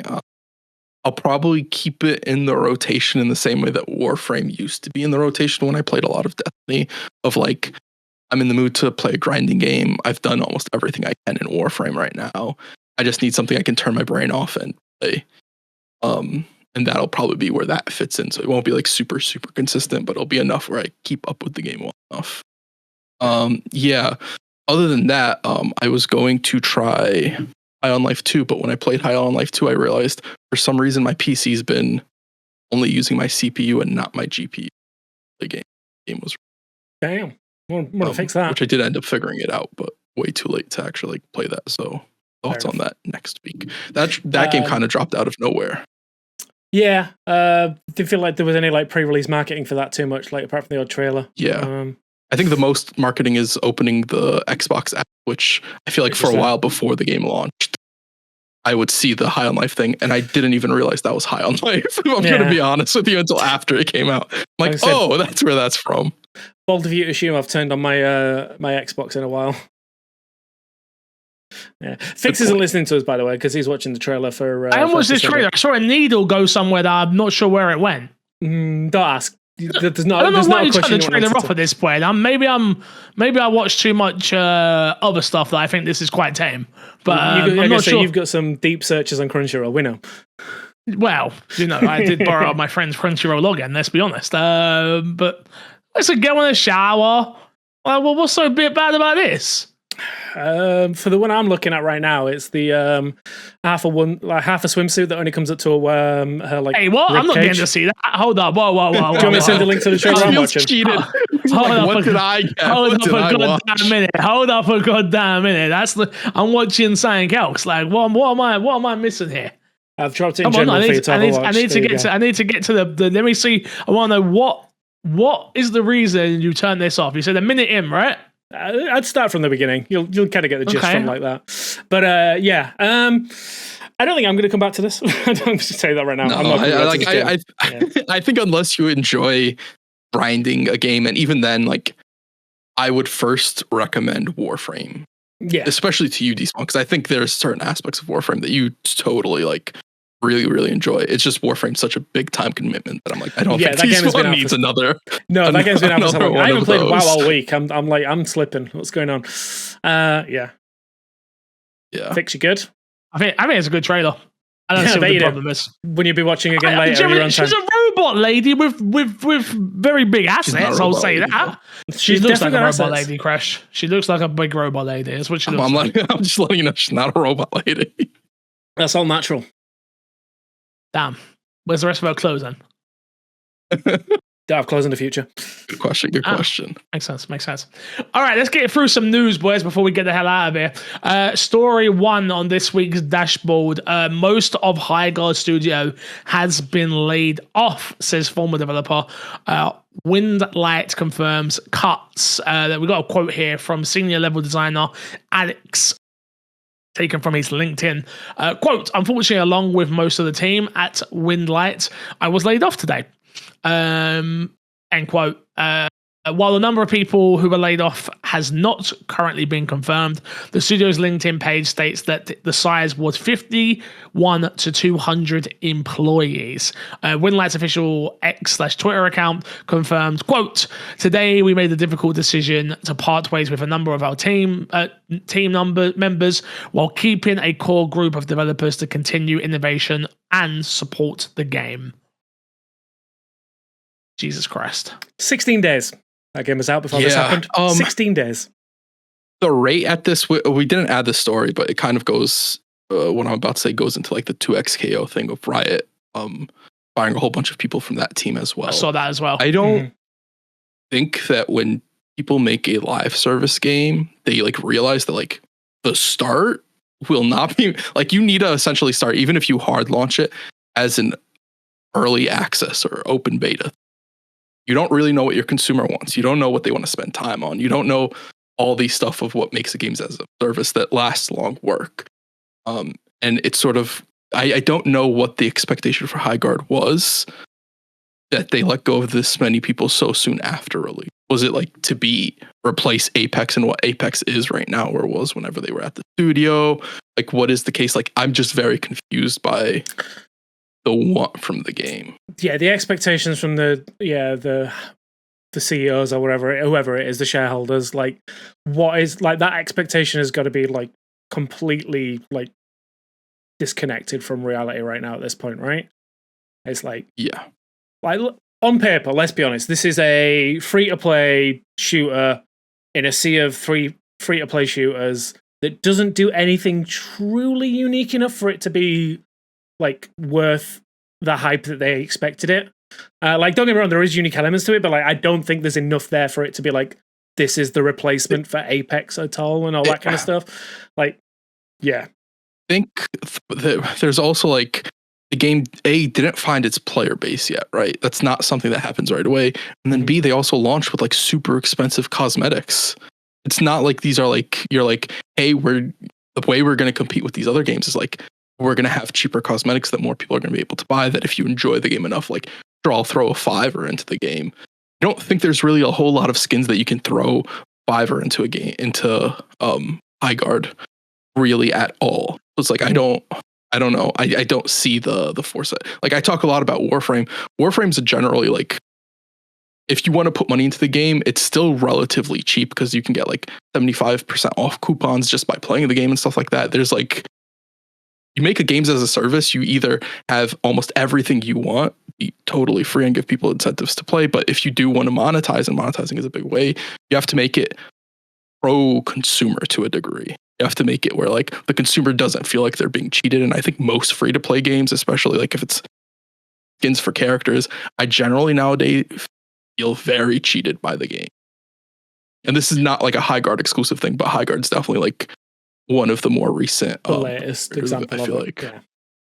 I think you touched on something important though, Crash, which was like, no disrespect, but if Jeff Keighley didn't put this game in the spot that it was in, then I wouldn't have played it. I don't think anybody on the podcast would have played it. It probably wouldn't have done I think it did 100K on Steam. Yeah. So you've got to imagine it would have done way less than that. A lot of people jumped in just to see how quote unquote bad it was, and to try and be proven wrong pretty much. And then people jumped out instantaneous pretty much as well. How do you lay off a whole team in 16 days? If like, were they banking on the Game Awards day one release now was going to be better than this? Because that's strange. Originally, their plan was to shadow drop the game. Yeah. And I don't understand how that works either. Like, I feel like there's a lot of like background stuff outside of like the game. Cause like, I do think there's quality in the game that obviously needed to be like fixed up. But like, I don't understand the long-term plan of the success other than like, this is what the game idea is. And like you don't really run a studio, especially like a games as a service studio, off of this is what the game idea is. It works for like a single player indie games, right? The Claire Obscure team, this is what our game's going to be, and they put out the game, and that's fantastic. But they're not relying on microtransactions or like community to continue to support the game past like what you initially play. Yeah. And I just think they've come out at like the worst time with a game that doesn't do anything unique enough. Like we mentioned it earlier in the show, we've got games like Marvel Rivals and Overwatch like doing like better than they've done in a while. You know, we've just come off a year with Battlefield and Call of Duty doing massive numbers, regardless of what you think of their quality. There's still like this, you know, there are people genuinely invested in that stuff, and then you come out with a game that offers nothing discernibly different in the grand scheme of things. What do you mean by that, Despawn? Because I do think it's quite different. If I'm being honest, it is. What? Like, I can't name another game like it right now.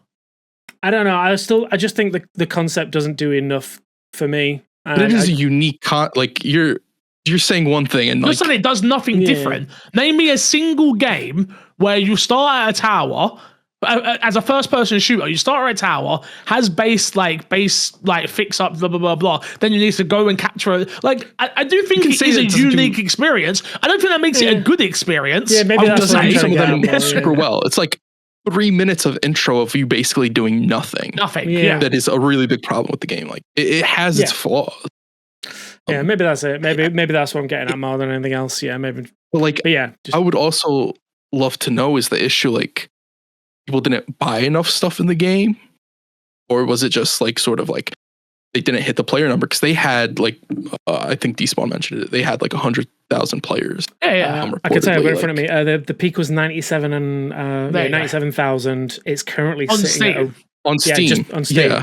Yeah. So over that then is what I'm saying. Plus console would have been well over 100K. Yeah. Which like that could 2,000.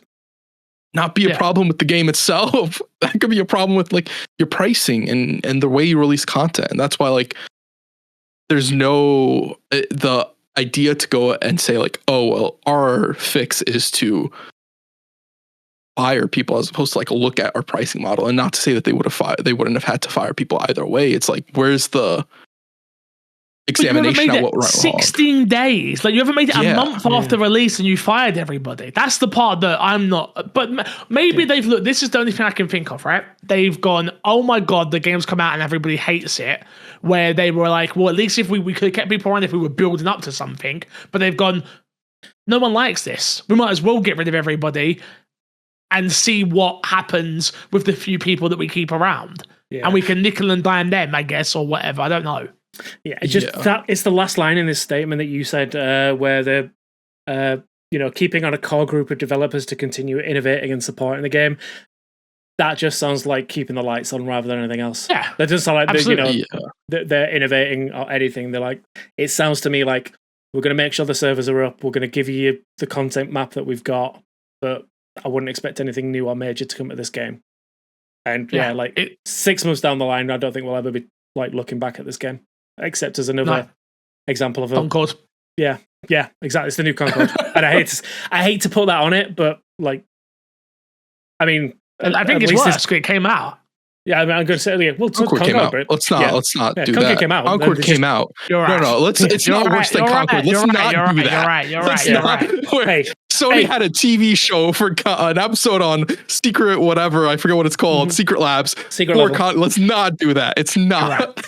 It's bad. Don't get me twisted. I'm not trying to say that like it didn't like it didn't fail in some capacity, but it is not a Concord. Fair enough. Next story. It looks like Remedy, I'm just going to say it bluntly, is in trouble. To be honest with you, new Remedy CEO is a former sports betting guy and EA executive looking to scour Remedy. Remedy Entertainment's new CEO, Jean-Charles. Yeah, no chance. I'm not even going to try. Jean-Charles Godechon. Thank you. A former Electronic Arts and CCP Games executive who most recently headed up a couple of sports betting platforms.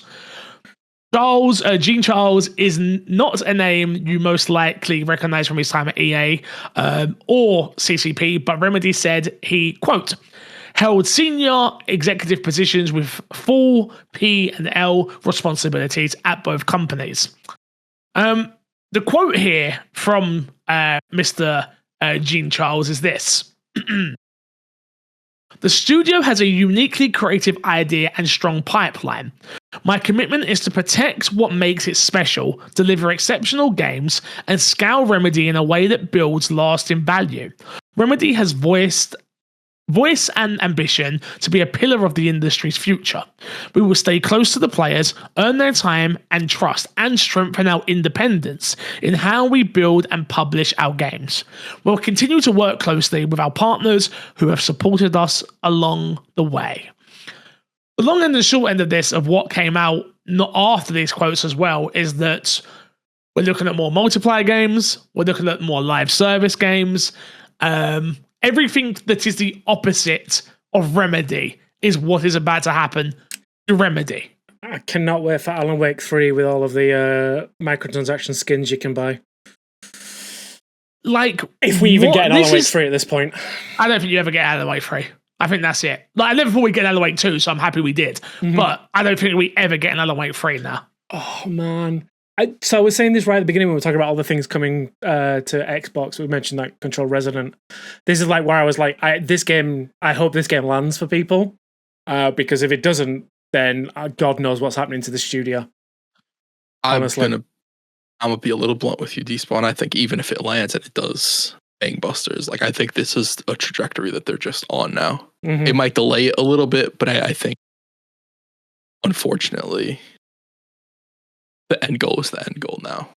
The problem with Remedy, and not a slight at anybody who works there at all, but they make very artsy games, as we all know. Like, I love Alan Wake 1 and 2, but they don't make games that are usually extremely huge critical hits. Whether the quality of the game is good or not is irrelevant. It's how much they sell, right? They had to get... The only reason Alan Wake 2 exists is because Epic part funded that. And the reason why I think the studio didn't go through losses is because of Epic and them funding it as well. Because we know for a fact it didn't sell as well enough. Which is wild, because Alan Wake 2 is such a amazing, fantastic, exceptional game. Was Alan Wake 2 exclusive to Epic? Yeah. Still not the same. Yeah. I mean, I think you'd have to partly look at that. I'm going to be honest, just with Epic. Not being great. Yeah. I'll be honest, I don't think that's going to change. It said here, what is it they said here? Continue working with our partners? Yeah, continue to work closely with partners who have supported us. So I see more Epic publishing deals in the future, which... When are they getting bought by Epic? Yeah, that's it, I mean, right? I could see that.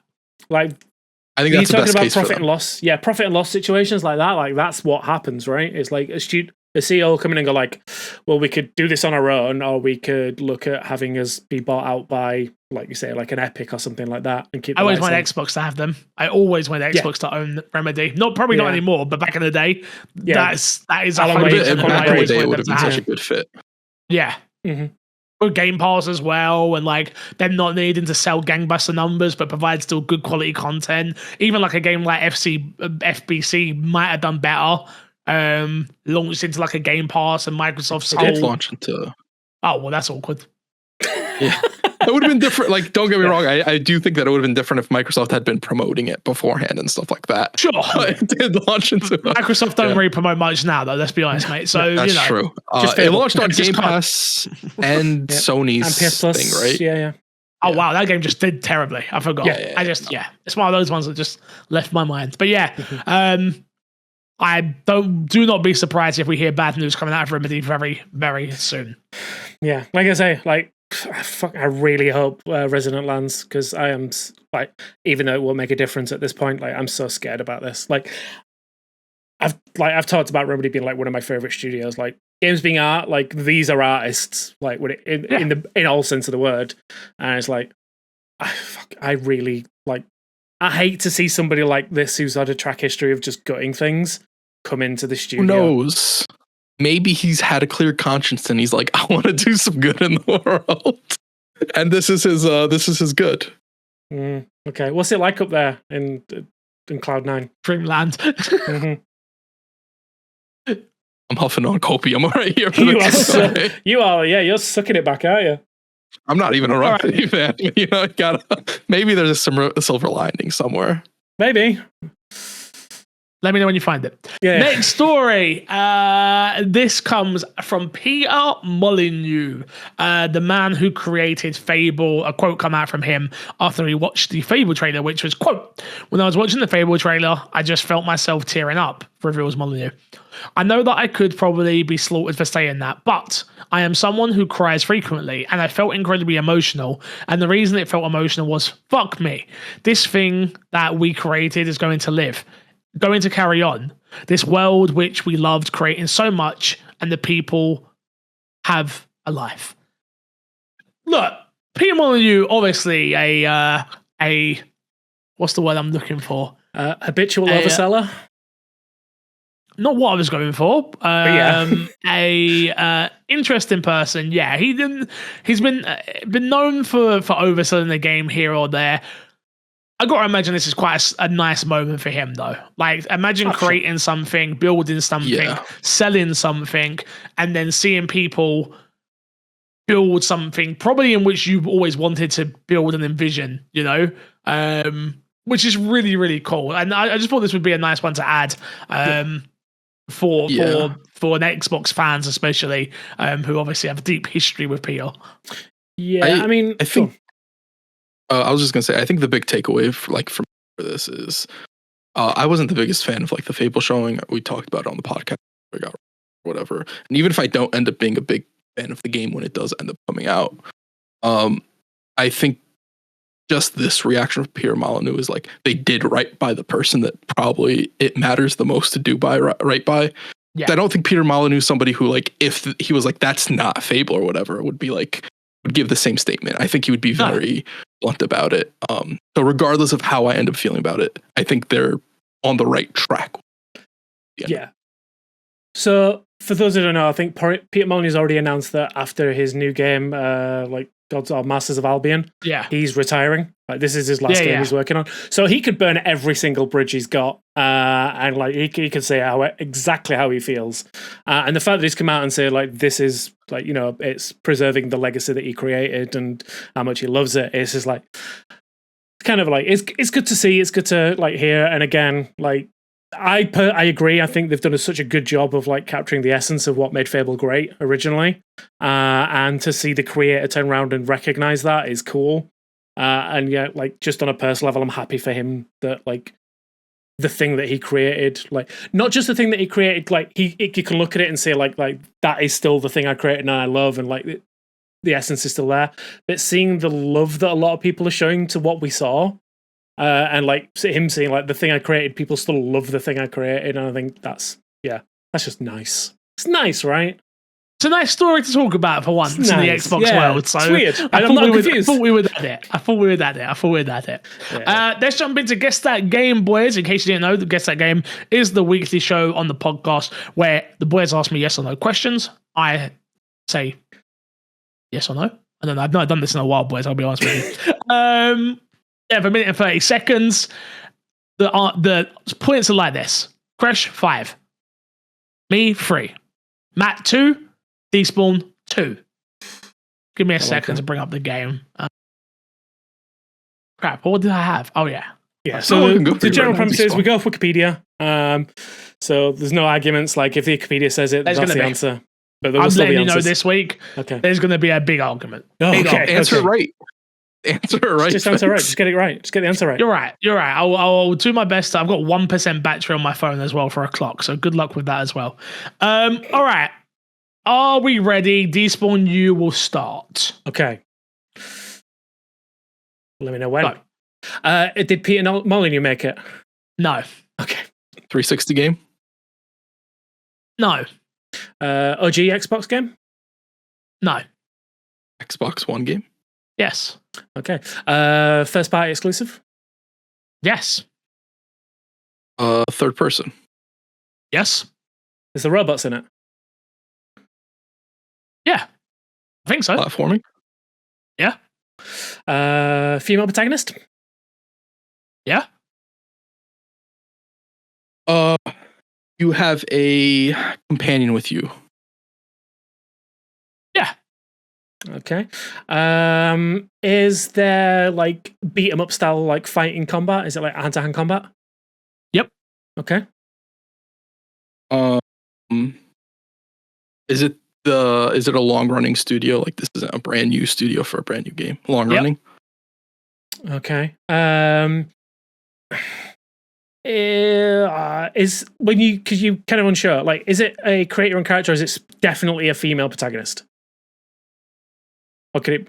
Let me rephrase Unsure. that. Can you be male or female in the game? Okay, then I'm fucked. It's not what I thought it was. Sci-fi. What's that? Sorry. Sci-fi. Sci-fi. Yeah. Okay. God damn it. It's time. You got one question each left. Ubisoft? No. First party. Oh yeah. First party. Third person. Platforming. Robots. Companion. Hand to hand. Long running studio. Male or female. Sci-fi. I wasn't sure if you could create a character. Yeah, I'm not sure. I don't think so, but I'm not sure.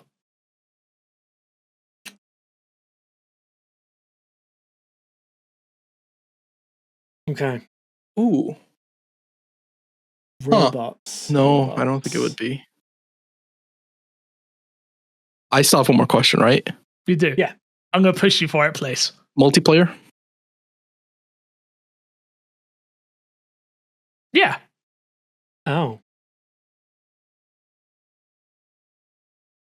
I'm at a complete loss. Wow. I'm going to be honest. Oh my God, brain is... Not sure. Not sure on the multiplayer. You can ask me one more. Not sure is an answer. Not sure. Not sure. Not sure. I feel like that's the answer. I feel like Crush is getting a point today. I'll tell you right now, I don't have an answer. No, I have no clue. Okay. I have I'm just not going to take an answer when I don't think I deserve another question. So I can tell you what I think, what the answer I was leaning towards, but I don't think it is that, was going to be Recore. But it's not Recore. Yeah, because I know that. Yeah, Recore was where I was going first, and then it was like very not Recore. Because he was like, we argued about that the other week when he tried to choose it, and he's like, then it wasn't. I was like, yeah. We didn't ask, is it exclusive? Which I think was a fuck up on our part. Go on, do you want to ask it? No, we didn't ask. Good, I'm not going to answer. Yeah, okay, because he already gave his answer. It would be unfair. Yeah. Go on. I'm going to give my answer, and I'm pretty sure that my answer is incorrect, so I feel like Fix will be getting a point. Prey. No. Yeah. Because it is a third person, didn't we? Well, so yeah, this game is an Xbox exclusive. Mm-hmm. It's made by Rare.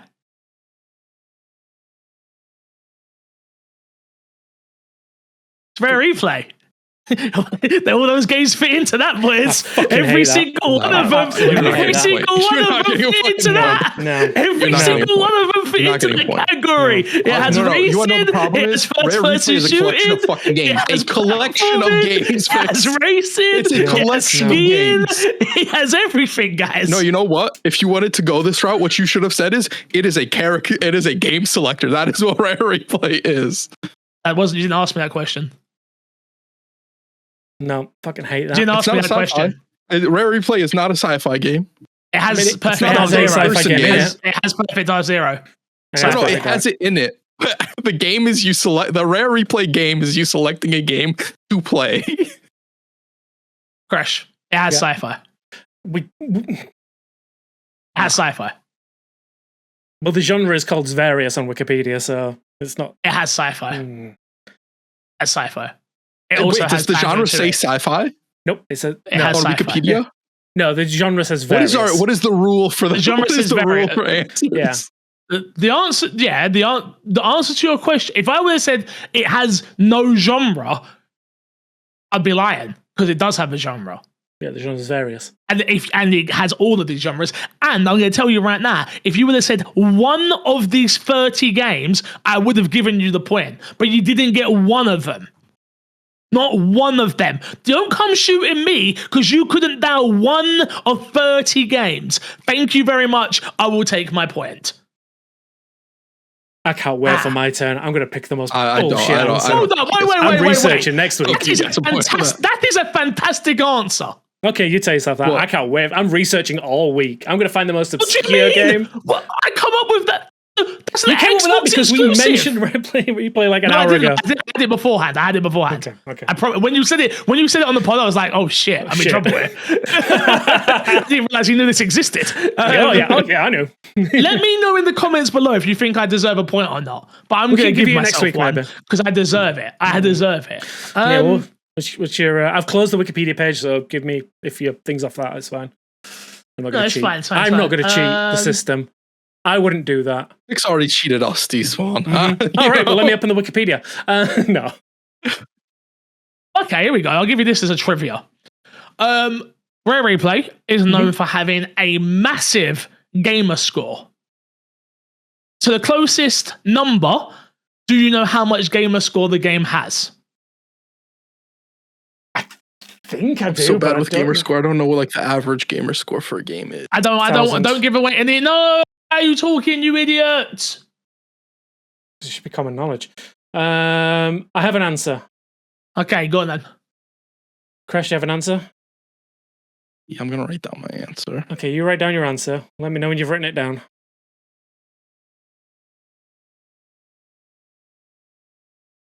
Come on, Jesus. I think I'm very wrong with this. I've written down my answer.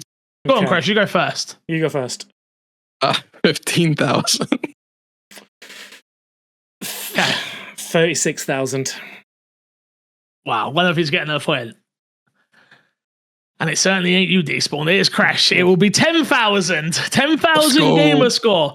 Max score is known for having a massive 10,000 gamer score, which was achieved by including the full separate achievement list for all the 360 titles. Oh, yeah, wait. Back in the I thought I overshot. By the way, I overshot it with 15K, and then you said 36. Yeah, I'm gonna say. I was thinking it was 1,000 for each game, but then I remember like all the old games had like 100, right? Sometimes they were different, right? I don't think they're always 1,000. I might be wrong there. But yeah, there you go. I mean, so do I get a point for stumping Despawn on the trivia? No, that's not how it works. I can't remember. No. Now you're just trying to sneak on point. Let's plug and get let's do Fix's sack real quick. Remember, you can email it myxboxandmepodcast@gmail.com or hit us up in our Discord. We got one lonely question this week, boys. One lonely question. And it comes from Steezy Sam. Also, shout out to our Patreon producers, Steezy Sam and Aaron God. Thank you very much for supporting the show, as always. Have any of the hosts 100%ed a game? Yeah. What are they? Bye. I'll see you next week. Yeah. Oh, you didn't ask what the games were. You just asked if we did it. Yes. So weirdly, only two spring to mind, and only one of them is an Xbox One. And it's no longer 100%. Thank you, Xbox. Fuckers. I hate Xbox's system about DLC and things like that. I'm just putting that out there. Like PlayStation's is better with the way they do this trophies. So I agree. So PlayStation, I platinum Spider-Man 1. Okay. Very easy one to get. Xbox, I 100%ed OG Minecraft. And then okay, yeah. So when it was originally 1,000 points, I got the full 1,000. I did everything in that, and then they went, you know what? Let's update the game and give you another 1,200 points to get. Oh, fuck this! I'm out. Hey, 100% in the game doesn't mean getting 1,000 G though, does it? Yeah, I think it depends on the game. It depends how you're looking at it, I guess. Like I'm looking at it as like completing the achievement list. That's not 100%. Okay. I would argue that's not 100%. I mean, I think back in Minecraft's time, it was 100%ing a game because generally the achievements list were like do everything in the game. Where nowadays it's not really the case, right? Yeah, it depends. Oh, also my big one, like if we're talking all platforms, Steam. I 100%ed Final Fantasy VII OG version. Like I've got all the achievements. I've hit level 99 on everyone. Completed the game. Got all the summons. Got everything. Yeah, I like. There's nothing else you can do in Final Fantasy that I haven't done. For that game, except for the new version of the OG game where there's an achievement to date Barrett, which is like one of the hardest things to do in Final Fantasy VII. No, I'm good. I got better things to do with my time. Oh, wow. Don't disrespect my man, okay? That's my boy.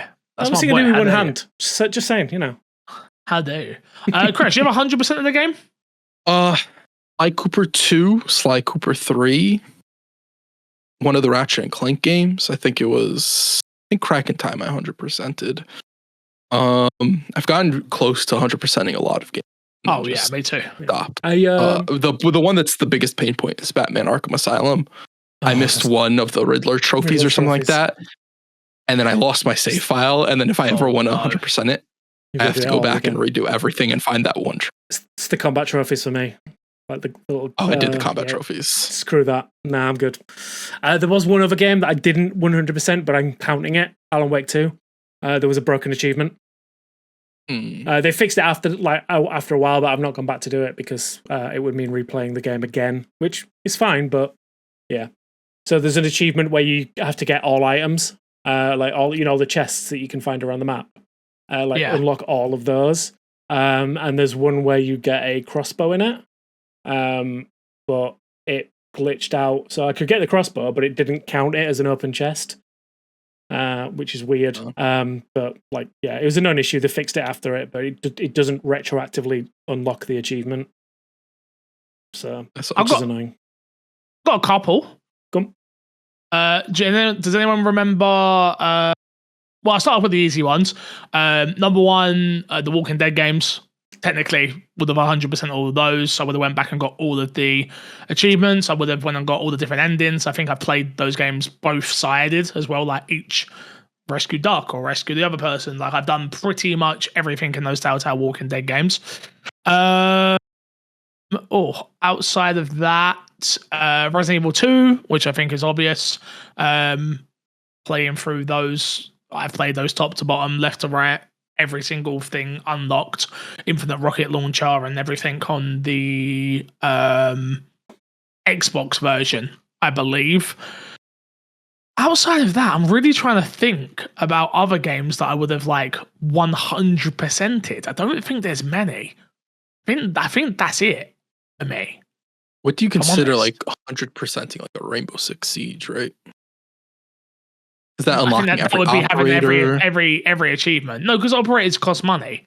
Like now, you log on that game now, and you won't even be able to get all the operators because you've not been playing to get renowned and things like that. So it's kind of unfair. That's what I'm saying. Like I'm with you. I have 99%ed so many games. Yeah, it's ridiculous how many games that I have 99%ed. But 100%, I usually get bored and just go, do you know what? I'm okay. I'm okay. It's not enough. It's not. What was it? Assassin's Creed 2. You have to collect the feathers for the 100%. I collected enough feathers at a certain point. I was like, I don't want any more of these feathers. CSI. And like I say, did I say it already? No. CSI. The CSI games. Me and Haley played them at Haley's brother's house with a forum guide of playing it, so you don't miss anything. But the guy who was doing it was really funny. So he wrote out this guide and he's narrating it as he's going along as we're playing it, and it was just she was reading it and he's cracking jokes and I'm hearing it. Yeah, so that all the CSI games I've done 100% on those as well. So I've got 1000G on those. There's games like Prison Break. I've definitely got 99% of. Just you pick some weird games to 100%. I'm just saying. No, the games I love though. That's what I mean. There's always a story to go along with it. Usually, Lost, the Lost game, I've 99%ed. All it sounded to me is you like really bad video game tie-ins. Lost, Prison Break, Walking Dead. CSI is not bad at all. Okay. The Walking Dead. Wait, stop. The Walking Dead's great. I'm not saying it's the CSI game's fine. The Lost game. Yeah, that's a rest my case. The last one I would have that one. Yeah, the last one I'd add is Assassin's Creed Odyssey. I did get 100% on that. 100% on Odyssey. That is. I can't remember, but I feel like my playtime was 200 and some hours in that game. That's ridiculously. I love that game. Respect. Genuinely. Only because I played as Cassandra. Achievements. Kingdom Hearts 2. I 100%ed for sure. Right, I got all the secret weapons and all that stuff. Yeah. Why? He loves it. They're a good games. Did I ask why you did 200-something hours in Odyssey, T-Spawn? I mean, it's Odyssey. Whiff yourself before you start talking about other people a little bit. Odyssey's great. What are you talking about? 200-something hours, yeah. I don't know if it's 200-something hours great, I have to say. That's just my opinion. Boys, let's plug, get yourself out of it. What have you got to plug this week, Crush? Podcast reviews. This is going to be a little bit different. Oh, if you guys are not in the US or the UK and you guys are somewhere out there, you guys go on and you guys have left a podcast review, or you guys can go on and check what podcast reviews you guys have to leave them for us. I think we have one in our Discord from I think we got 2. New Zealand, Australia. Yeah, I don't remember exactly where. Do you want me to have a look? Yes. But yeah, if you guys could just screenshot them, post them up in the Discord. If you guys in general leave podcast reviews, sometimes we do forget to check them week to week. I generally will because it's the thing I plug every week. But just knowing that there's a new podcast review there is always great.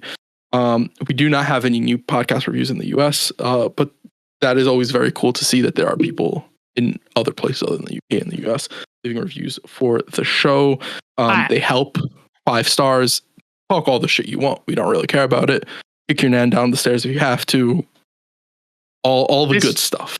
This review comes from Trusty Turtle 6 days ago from Australia.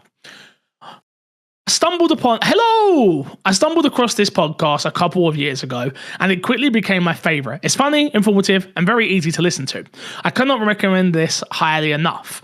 Just do yourself a favor and give it a listen, and I guarantee you'll be hit. I don't know what it says after that because I couldn't see. But 1 minute, hitting the subscribe button is the end sentence, by the way. There you go. So that's one. And then we got one here from just a fake name, GFSUGXHTDGJJCSFJKBB. Great show. I just stole my grandpa's phone and drop kicked her down the stairs to write this review. In all seriousness, though, great podcast with entertaining discussion about all things Xbox. The guys have a great vibe, and then I don't know the way it is from there. Thank you for the reviews. Thank you. But yes, if you are in a different country outside the UK, US, please do put them in our Discord. We'd love to read them out and give people credit that they deserve, 100%. Next one we got to plug. What shall I plug this week? I'm going to plug 2 things because I can. Because, you can't stop me. I'm at home. Number 1 is My Dice and Me, episode 3 coming soon. In a run-up to Resident Evil Requiem, we have our own little D&D campaign in the world of Resident Evil. If you've not seen it, go check it out. First 2 episodes are out now. Second thing to plug is a work thing. Weirdly, they let me do this. I don't know why. I got to sit down with the developers of Reanimal. They let me do that. I got to actually sit down, play the game with them, and interview them. So go check that out over on the Games Radar channel, where we spent 30 minutes talking about the game, some of their influences, about when you were a kid, and they used to bring the guy who used to come into the Working Men's Club with a box of meat and sell it to people. Oh, yes. Yeah, we had that conversation weirdly. I don't know how we got there. But yeah, for me it was fish. Like the guy used to come in with crab sticks and stuff. Yeah. Oh, interesting. Okay, yeah. Yeah, go check that out. No, it was a really good interview. I really enjoyed it. I hope to do more things like that in the future. So yeah, go check that out. Go and do it. What have I got to plug? Twitch.tv/MCFixer. I'm live 4 days a week. Like I say, if you are listening to this episode specifically, come check me out over on Ubisoft. Twitch.tv/Ubisoft. I'll be hosting and playing some Rayman tomorrow. Until next time, we'll love you. We'll leave you. We'll see you later. Keep it amazing. Good boy.